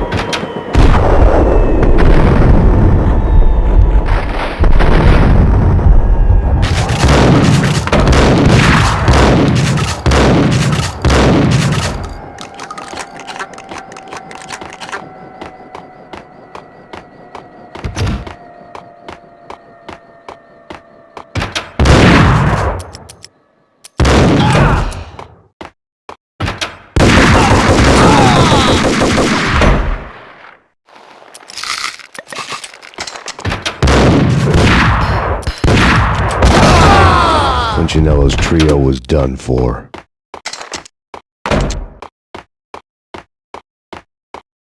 Outside my door. Hurry. He's coming for me. You gotta hurry. Please. I could hear Punchinello on the phone begging for help. He should have been saying his goodbyes. Punchinello was a pushover. The moment I stepped into the room, he folded like a deuce before a royal flush. No, wait. I was just doing what I was told and couldn't refuse. She's someone high up, government maybe, I don't know. He was trying to buy more sand for his hourglass. I wasn't selling any. No, I told him not to.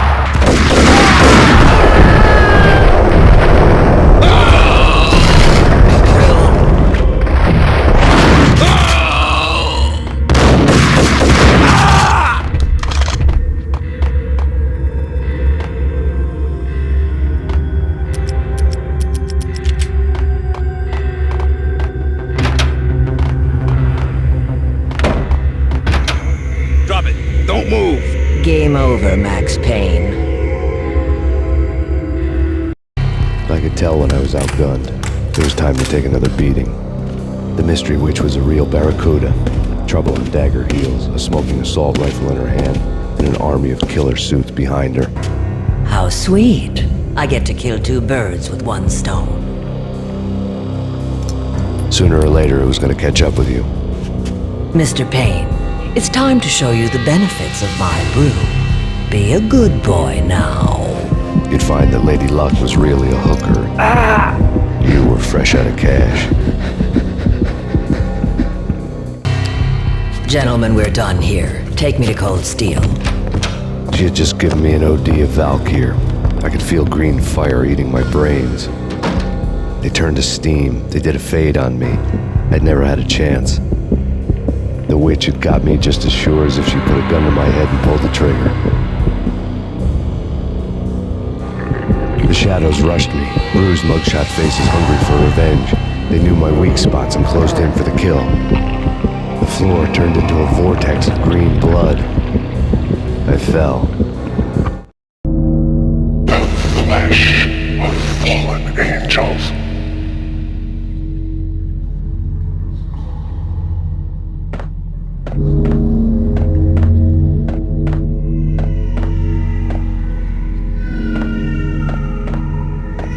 Who's there? Max? Max, is that you? Max? Where are you, Max? Please.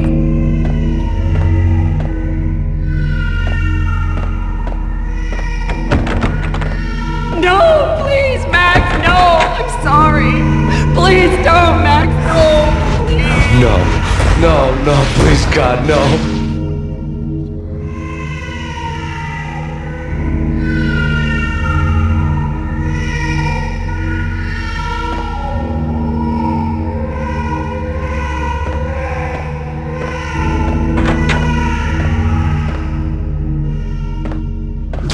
Max? Where are you, Max? Please.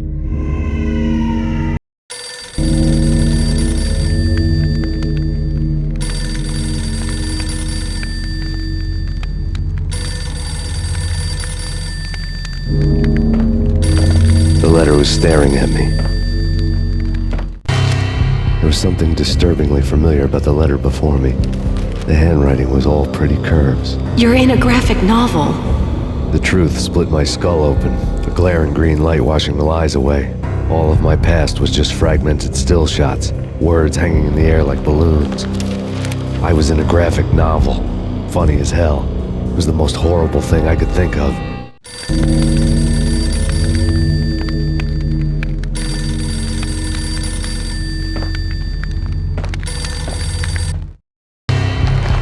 Shiny stuff and dreams are made of stooped necromancers. He sings like a banana wrist, having strayed too close to the constellations on their shaved skulls. There was a bad line in a prank call. Someone spouting insane babble. I couldn't make sense of it. But I had an overwhelming sense of deja vu. The caller's voice sounded oddly familiar.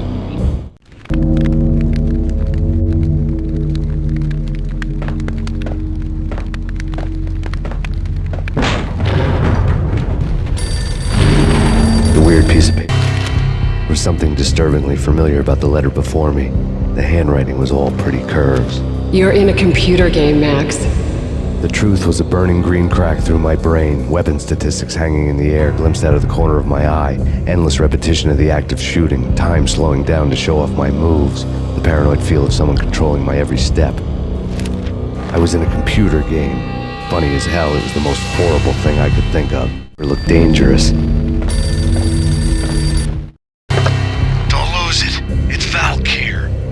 Snap out of it. Try to remember. It was a bad line in a prank call. Someone spouting insane babble. I couldn't make sense of it. But I had an overwhelming sense of deja vu, and the caller's voice sounded oddly familiar.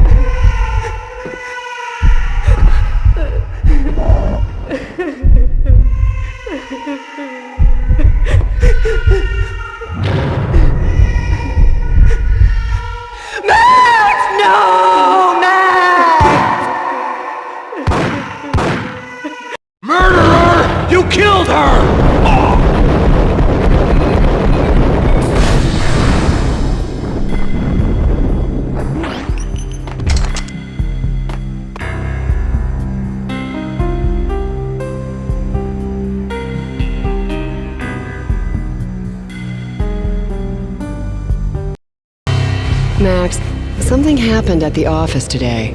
A strange memo. Something about Vikings. Honey, I gotta run. You can tell me all about it this evening. Have a nice day, darling. The bullet holes were rubies on her chest, blood glowing on her ivory skin. She was so beautiful. The killer was smiling. The flesh of fallen angels.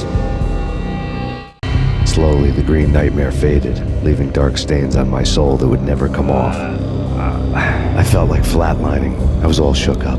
I woke up in a cold sweat, sick and tired to the bone, lying in a puddle of my own puke. The hag had said take me to Cold Steel before it had all gone crazy. It was a clue, the only one I had.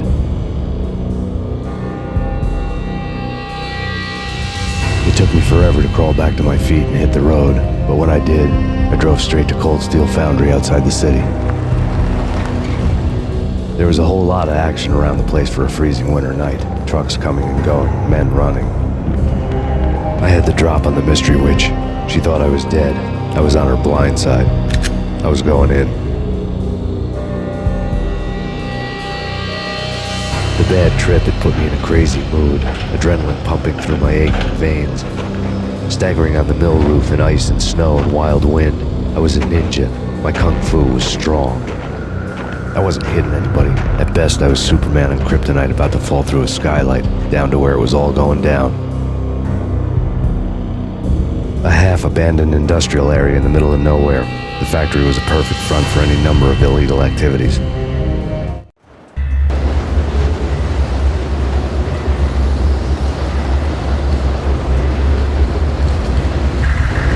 the belly of the plant, molten metal boiled and bubbled like a witch's brew.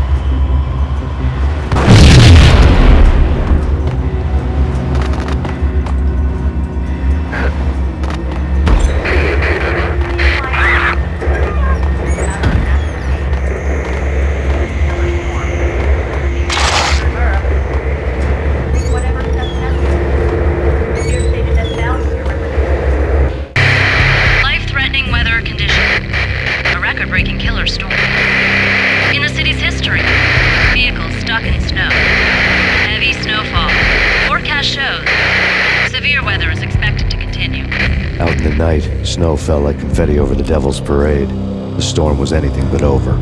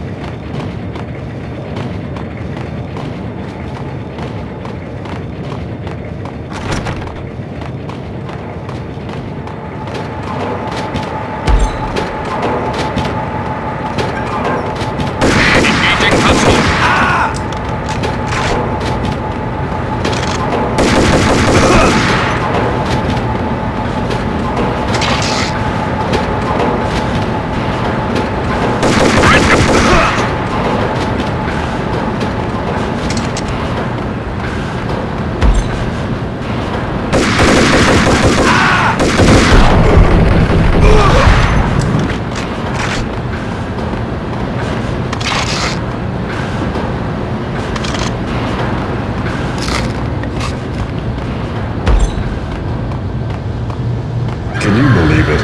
I bet they sleep with their rifles. I bet they've given them names. I guess. So, you don't have a name for your gun? Hello? Hell no. You do? Well, yeah, kind of. Hey, let's hear it. Well, I call it Dick Justice. I rest my case. Moving to the danger area.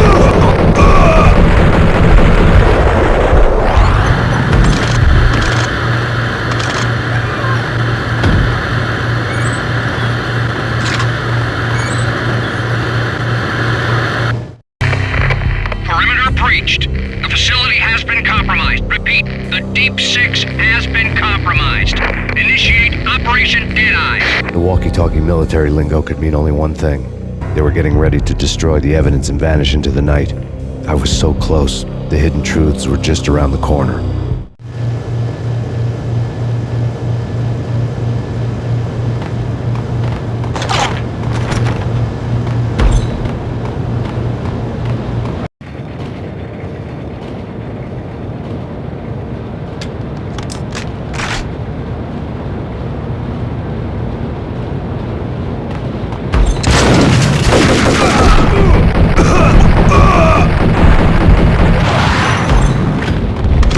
On the table told the group. The mercenaries were running a tight operation, paperwork and all. Merchandise missing again. A chemist had tried to smuggle it out for his own private party. Locked him up in cell B7 in D6's old test facility to wait for proper processing. I was close enough to hear the secrets, just beyond the next doorway. Hell.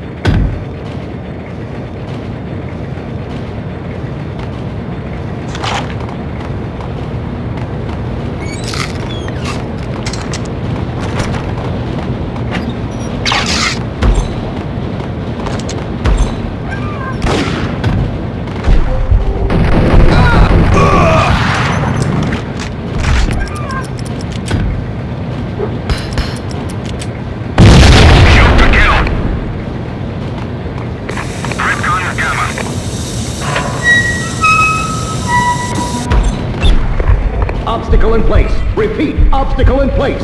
3, 2, in pursuit of the intruder. Go! Acknowledged.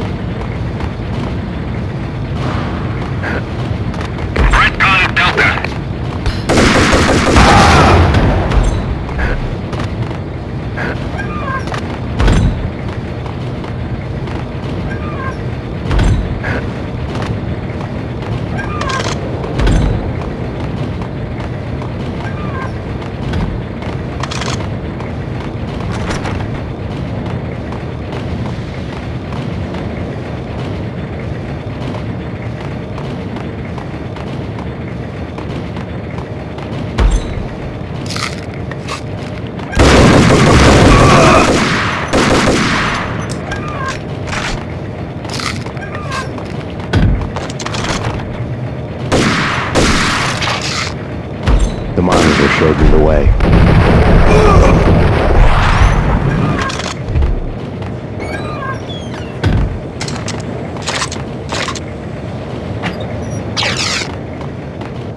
Processing diagrams filled the control room screens, all but one. An elevator titled D6 on one of the screens, somewhere onwards, past rows of ovens in the core of the plant.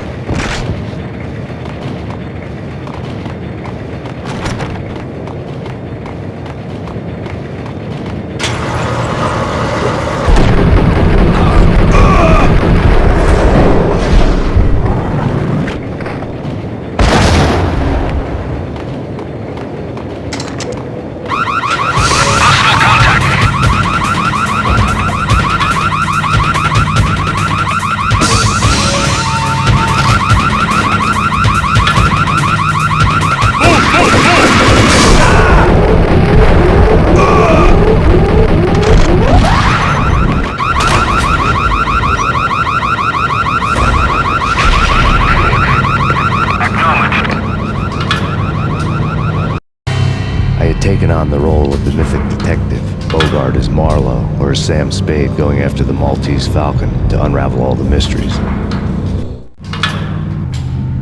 Following a path of clues to that final revelation, even if it would take me down to the cold, cavernous depths of a grave. You can't do this! My men are still inside! Do you have any idea why this is called Operation Deadeyes?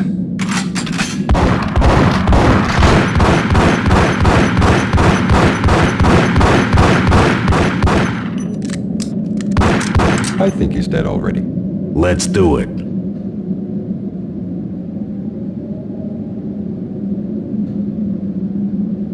Attention all personnel. The self-destruction sequence has been initiated. Evacuate the complex immediately. Repeat, the self-destruction sequence has been initiated. Proceed to the nearest exit immediately. I had seen the There was an old army bunker under the steel mill. I knew the military plaque on the floor. I had seen 1,000 variations of the insignia on crumbling brick walls everywhere in the city. The sword replaced by a syringe. Project Valhalla, V for Valkyr, V for Valhalla. All of a sudden it read like a crackpot conspiracy theory. Go on the floor before.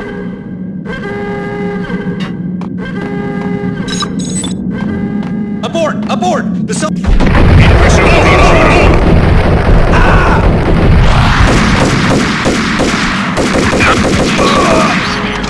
Self-destruction sequence has been initiated. Proceed to the nearest exit immediately.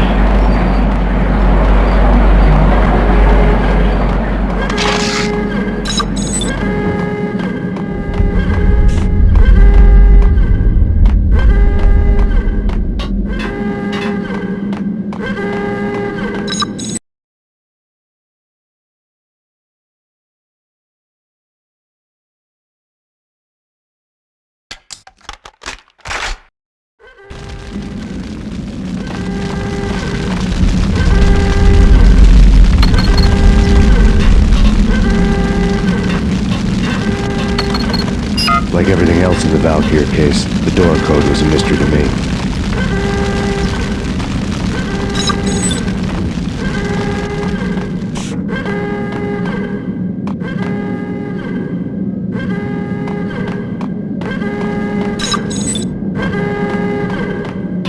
The chemist had been using the workstation when he died.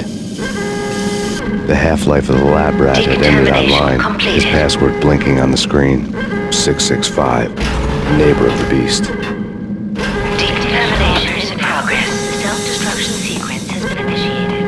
Decontamination completed.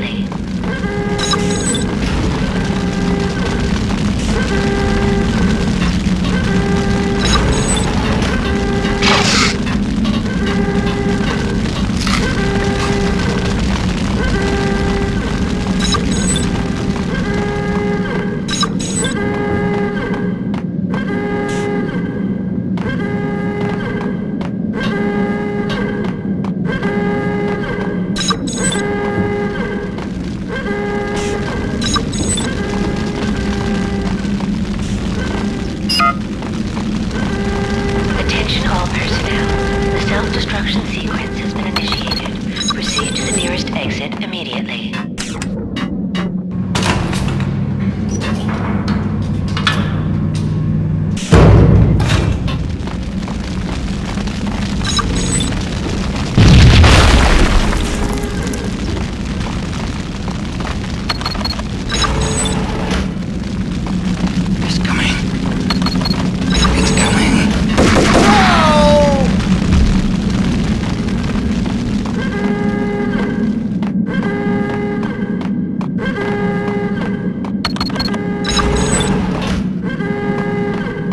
In here! Hey! Get me out of here! I'm in the... Here! Let me out! The self-destruction sequence has been initiated. Proceed to the nearest exit immediately. Thanks! I thought I was gonna die in there for sure. I need you to get me through the decontamination chamber airlock. You're crazy! No way! The place is blowing up, for Christ's sakes! Either that or back to the cell. Your choice. Okay, I'll do it. I'll do it.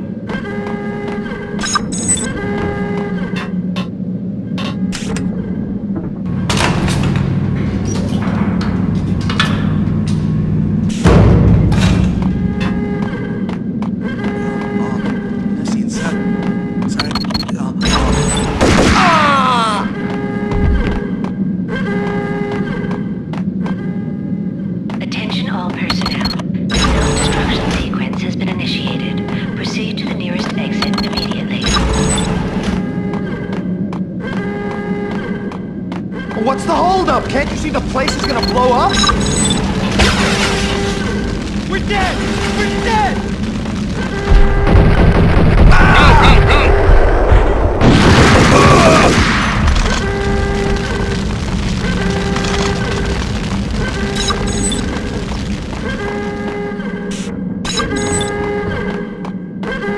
Get in! I'll punch you through! Decontamination in progress. We did a bad thing. Bad. Decontamination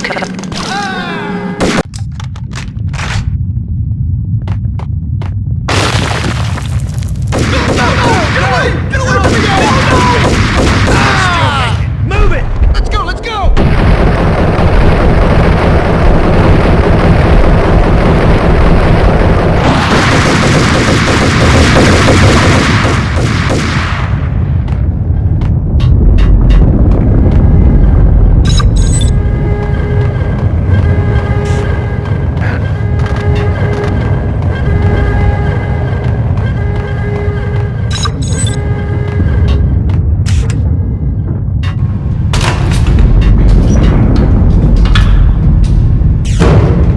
I was caught in the middle of the deadly web that was the Valkyr case.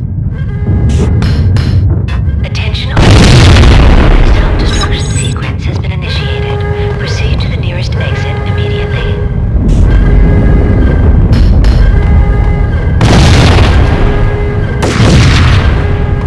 One of the lab terminals had the project logo on the screen. Top secret. Project Valhalla. U.S. Army. Yggdrasil Network. Valhalla, the otherworldly place in Norse mythology where the bravest heroes spent their afterlife feasting and fighting forever, their wounds miraculously healed night after night. Valkyr, the maidens who chose the most courageous Viking warriors and carried them to Valhalla. 1991. The research objective is to create a chemical substance to enhance the stamina and morale of infantry troops. 1995. Results unsatisfactory. Project cancelled. Someone had decided to continue the sick experiment unauthorized.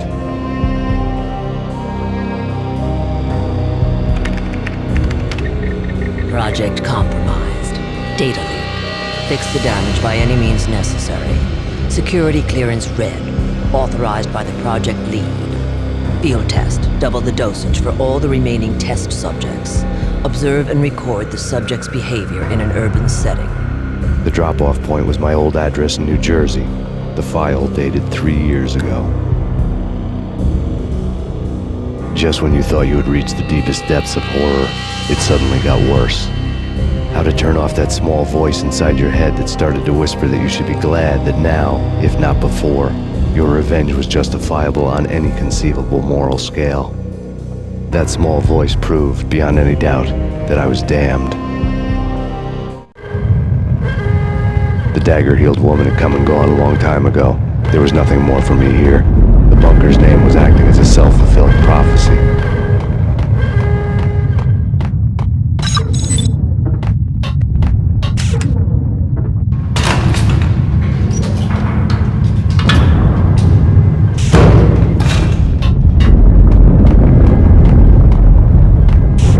Attention all personnel.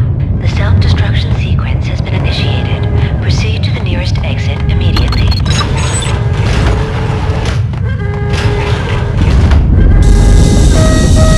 Decontamination. Self-destruction imminent.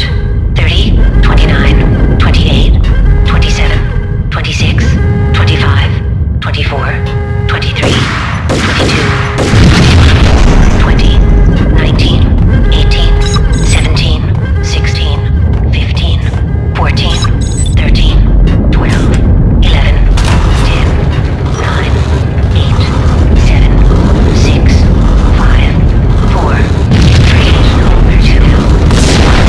Defense has been initiated. Proceed to the nearest exit immediately.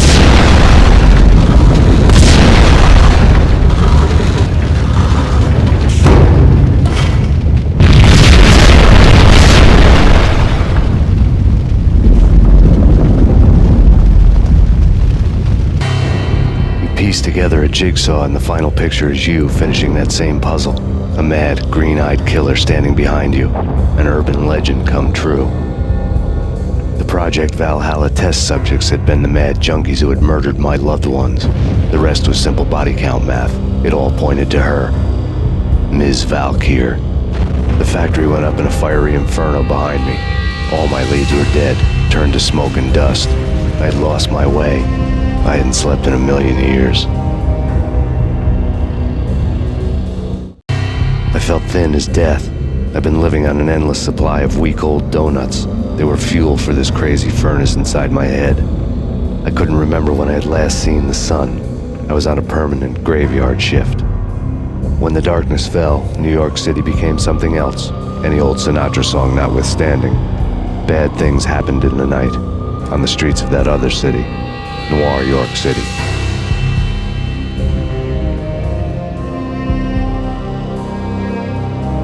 I was in an all-night diner, downing cup after cup of coffee that tasted like engine oil, when a new message from BB got me back on the killer track. What the hell happened at Roscoe Street? Maxie, I'm going out on a limb here. We need to talk this through, come up with a plan. 2:30 a.m., the Choir Communications Garage. The more I thought about Alex's murder and the frame-up, the more it felt like an inside job. I should have seen it coming. BB had sold me out, and now he wanted to finish what he'd started.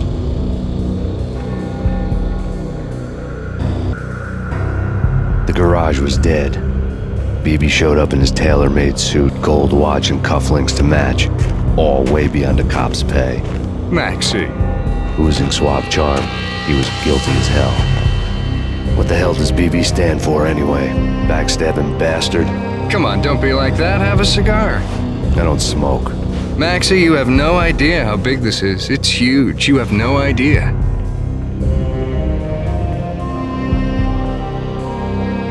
I think I do. You're a bribe-taking bent cop who sold out his partner. Those mobsters in the subway were a dead giveaway. Hard to miss. Bet it was exactly like this with Alex. Up close and personal. You can't win this one, Max. No, but I can make damn sure none of you do either. BB turned out to be another cardboard cutout bad guy.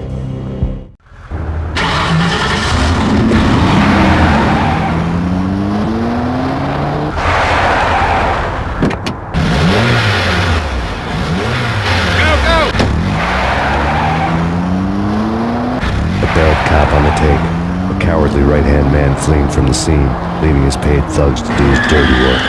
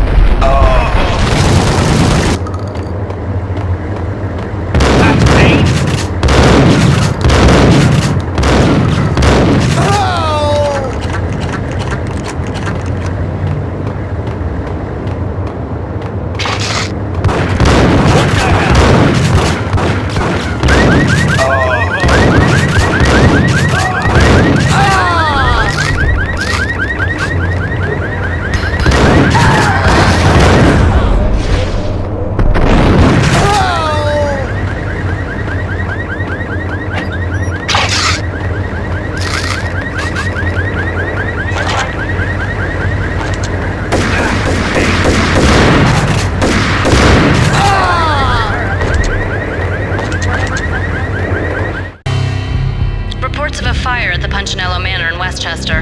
The manor is the home of Angelo Punchinello, the alleged head of the Punchinello crime family. The police are now saying, contrary to their earlier statements, that Max Payne is still alive and at large.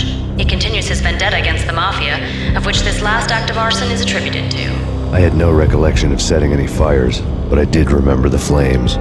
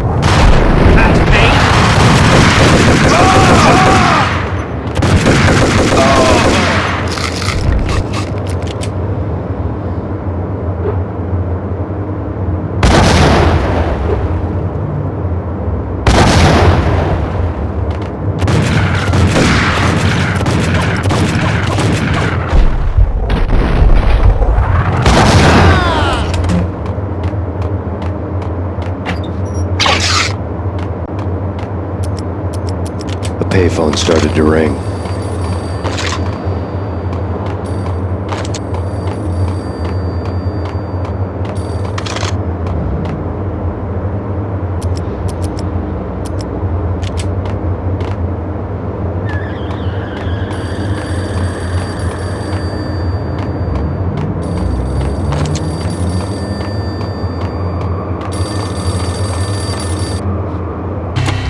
Yeah. Max Payne? Whatever does it for you. This is Alfred Woden. I can give you the name of your enemy. Come to the Asgard building presently. We are expecting you. Woden was waiting for me on the steps of the old building. Mr. Payne, let's go inside. The others are anxious to begin. The others? Despite the general misconception, this building actually predates the City Hall by 2 years, thus being the oldest municipal building still in use here at the foot of the Brooklyn Bridge. No kidding. The old man played tour guide as he led me through a dark, domed hall. The answers I was after loomed large ahead.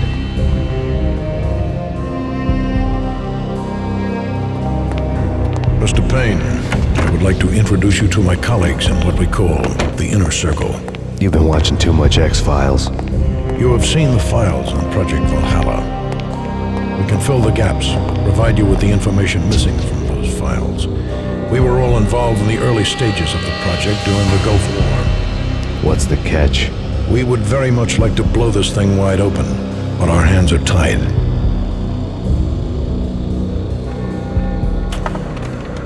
Her name is Nicole Horn. She was the key figure in Project Valhalla.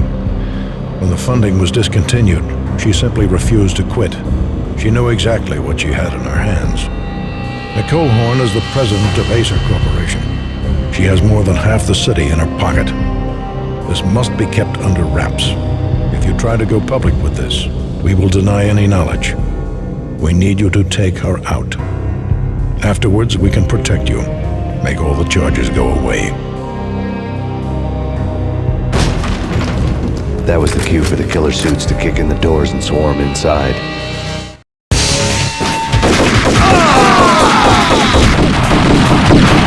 It was an impressive floor show, but I decided to leave early anyway. It was only a one-story fall. Lucky me.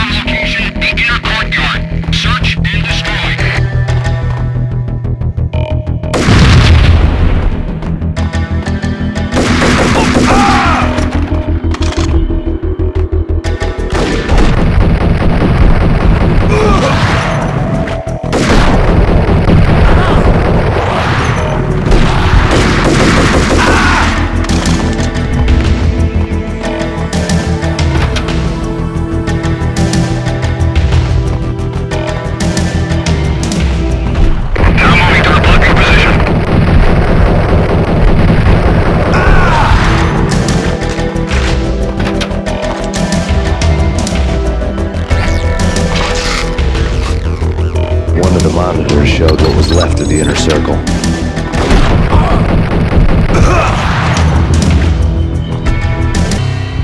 On screen, the so-called corpse of Alfred Woden stood up, miraculously waking from his dirt nap, looking smug among his dead pals. In the land of the blind, the one-eyed man is king. I didn't know how he pulled it off, but it was a pretty slick way to get out of all his promises. Most of what he had said fit too well to be a load of crap.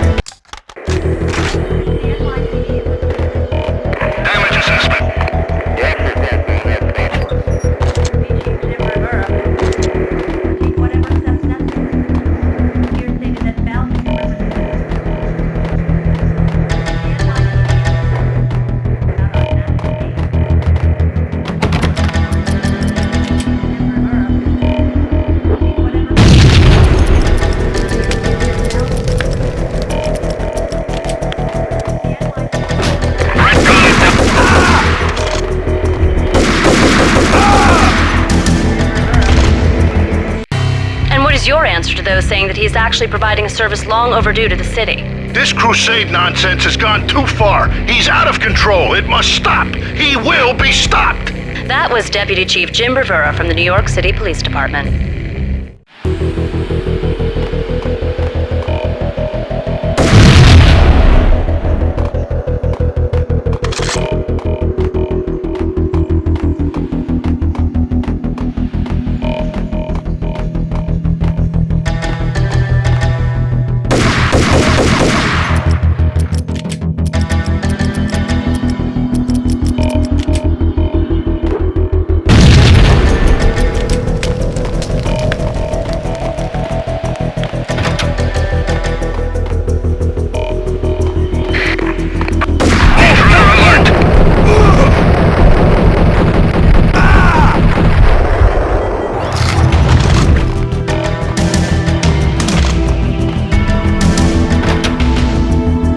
Videotape lay on the desk. Nicole Horn had blackmailed the inner circle into silence. The tape came with a curt extortion note on a piece of expensive paper. I remembered Candy Dawn taping her clients in action on the side, selling the tapes to the highest bidder. I was sure that kinky sex was nowhere near Alfred Woden's worst sin.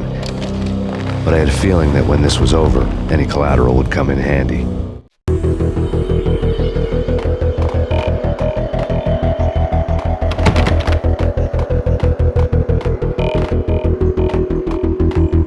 Woden had left me a present. Woden had taken care of my mission preps with military precision. The critical areas in the Acer Corporation headquarters blueprints were circled in red. The president's office was at the top of the building, right below her penthouse suite. The elevators were controlled by a security computer, part of the mainframe located underground below the building. The high-rise was sealed as tight as a sci-fi fortress.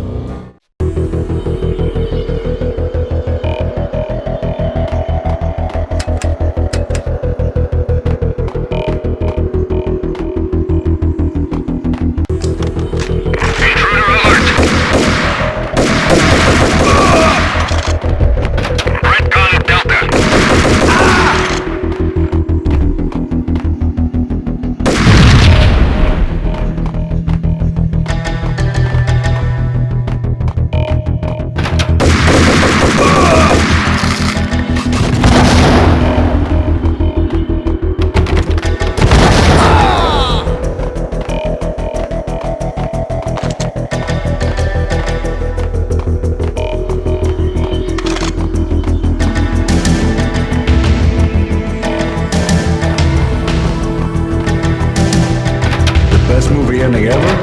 Gotta be Butch Cassidy and the Sundance Kid. A hero's end, going out with guns blazing. Never heard of it? No? Okay, newer stuff then. The Usual Suspects, where Spacey walks out of the police station and suddenly... Hey!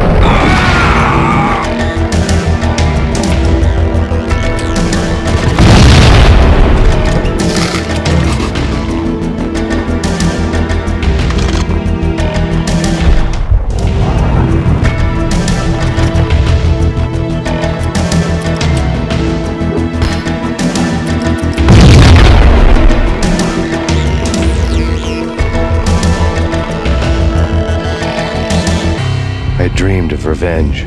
Those dreams were always nightmares, of coming close and then failing. Now I was close. I had a name to guide me, Nicole Horn. I had nothing to lose. The inner circle had coined a track record. Project Valhalla had not been the only thing the Inner Circle had been involved in. There were rows of cabinets full of files. The Serpentine Secret Society went back a long way, always pulling strings from the shadows. I couldn't say I was sorry. Woden's move in some Byzantine power game had cut the Circle's membership roster to 1. The old man wanted me on cleanup duty. It was my mess, too.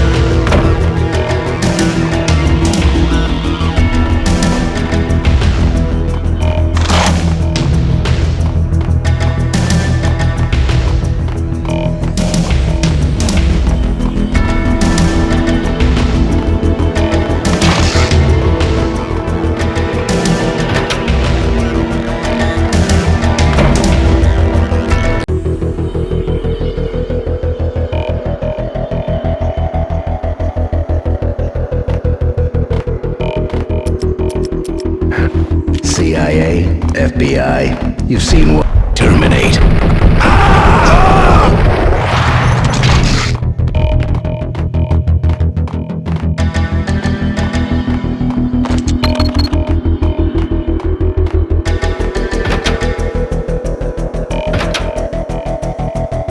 Take him down. Shoot to kill. Let's finish this.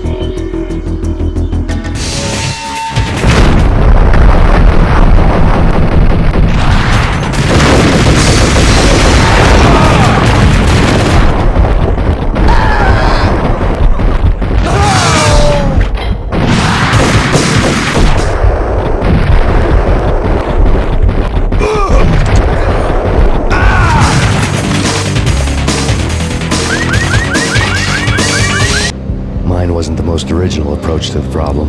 It wasn't as if it hadn't all been done before. An eye for an eye, the first principle of revenge. Old as dirt, still going strong. The cardinal rule in going after someone with an intention to kill was not to make it personal, which it almost always ended up being anyway. It did with me.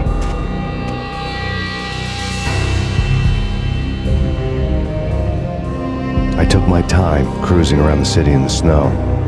There was no hurry. I knew what I had to do now. I took my time, thinking about it, building up the rage. When I was ready, I parked the stolen wheels at the front entrance of the Acer Corporation headquarters. Got out, got in, got cracking. I had a bullet with Nicole Horn's name on it. I had 10,000 bullets with the Hag's name on them.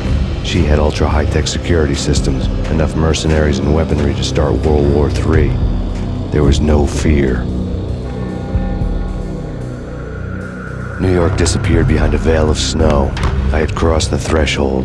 This was her domain, sleek and sexy and soulless, all glass and steel. A place of color-coded security key cards, metal detectors, and surveillance systems.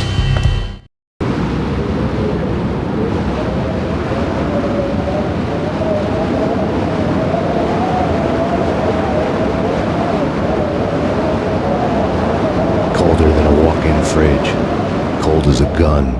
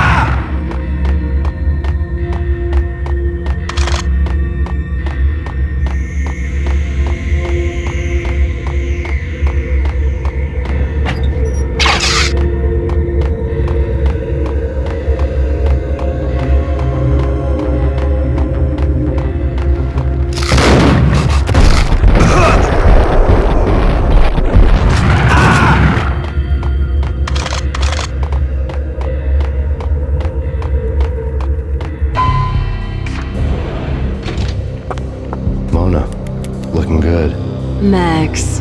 We gotta stop meeting like this. It will be a cold day in hell before I let a narc cop stop me. Miss Sachs, do your job.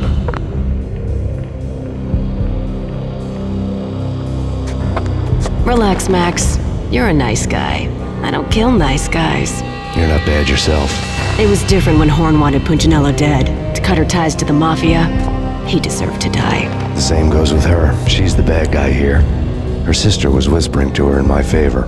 I knew the appetites of ghosts intimately. They hungered for revenge.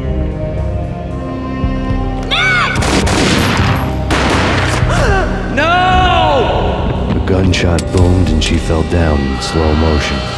She was a nice girl, not really a stone-cold killer. And now she was stone-cold dead. Like religious fanatics or loyal samurai, Horn's private army was coming at me. Send me back, engaging hostile.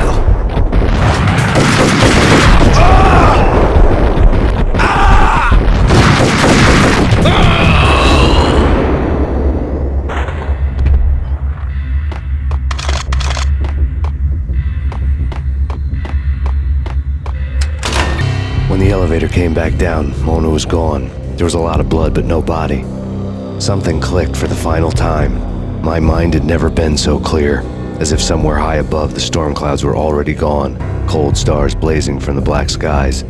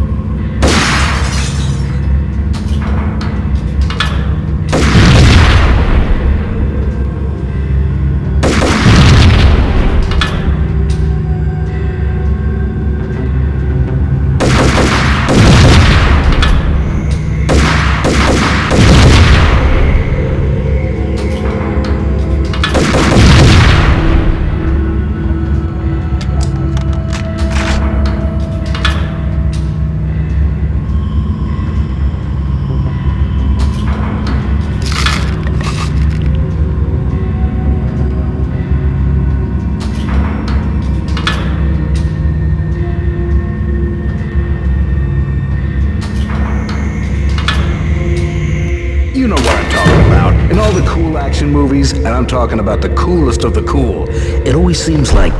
What the hell?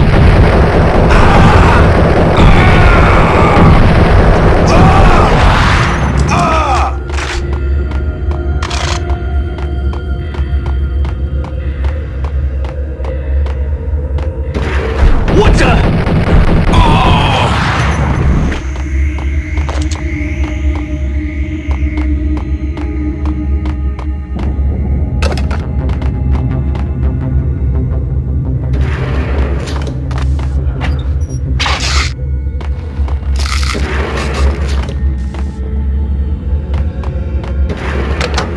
I had elevator access to the mainframe. From there, I'd be able to override the security locks and get to her office.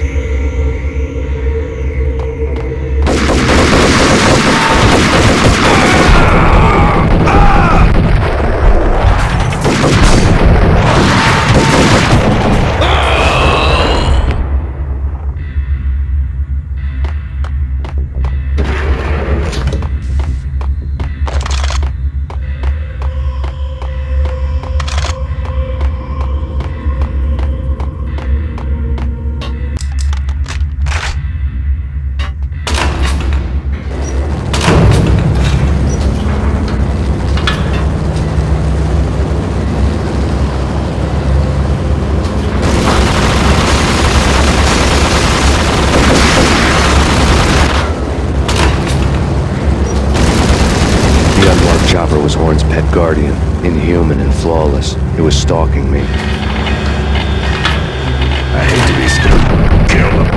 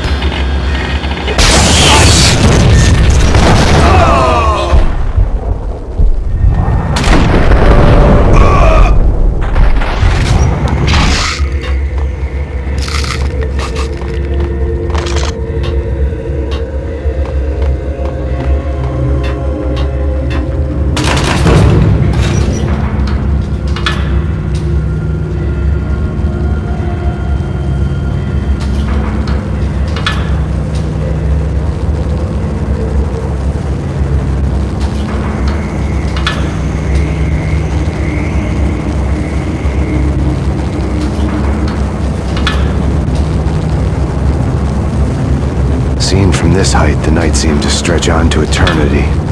A hint of desperation had crept into the snowstorm, as if it was trying to get it all out before the end.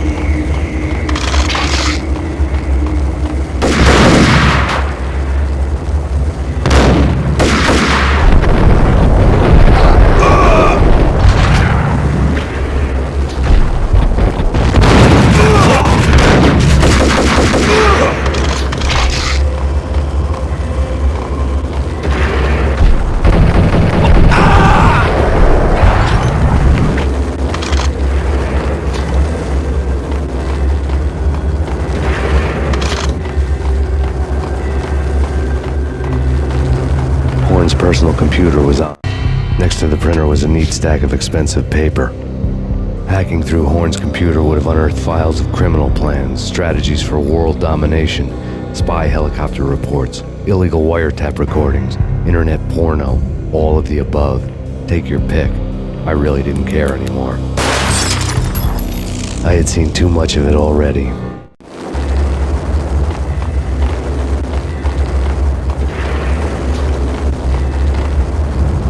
Valkyr had been meant to be a white-winged maiden that would lift you to a warrior's heaven, but it turned out to be a one-way demon ride to hell. The devil was in the drug. I knew. I had met him.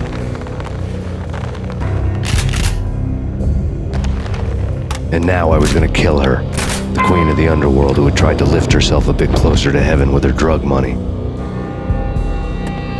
No begging, no bribes. She knew better. Honor among killers. We who were about to die, both of us knew how this would end, in pain and suffering. All this because your wife stuck her nose into things that were none of her business. The cops were coming to take me away. The sirens were like a bad conscience I couldn't shake. It's ridiculous you've made it this far. You won't be alive when they get here. Stop him!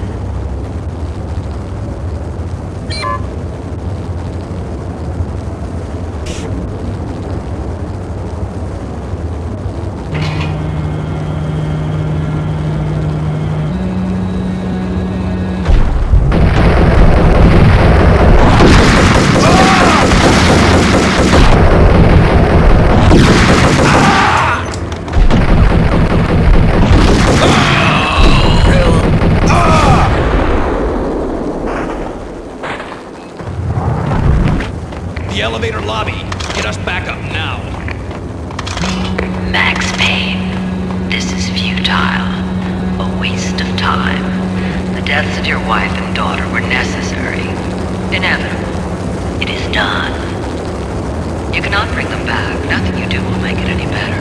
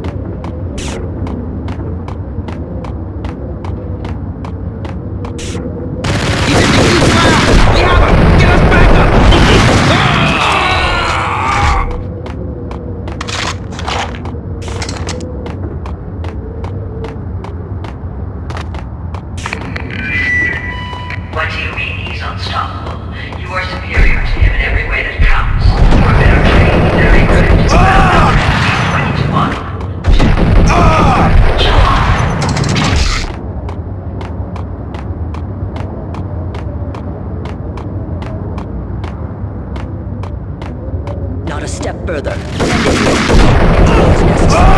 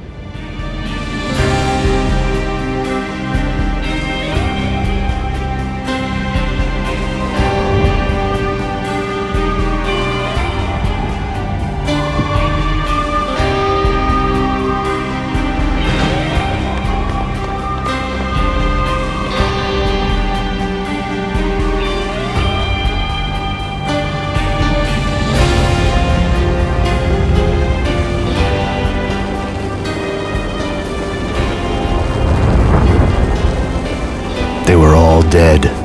The final gunshot was an exclamation mark to everything that had led to this point. I released my finger from the trigger. And then it was all over. The storm seemed to lose its frenzy. The ragged clouds gave way to the stars above. Max Payne, this is Deputy Chief Jim Bravura from the NYPD. We've got the building surrounded. Throw down your weapons and lie down with your hands behind your head. A bit closer to heaven.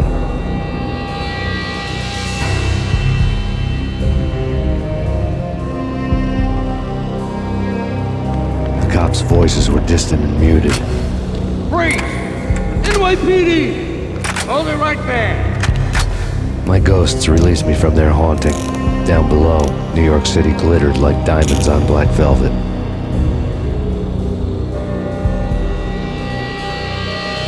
You gave us one hell of a ride. Take him down to Central Booking. You heard the man. Woden was there in the crowd, standing by the sidelines. It wouldn't be over till the man with the patch would say so. He'd say the right words. I knew he would. He'd better. Woden grinned smugly. It was the grin of a winner.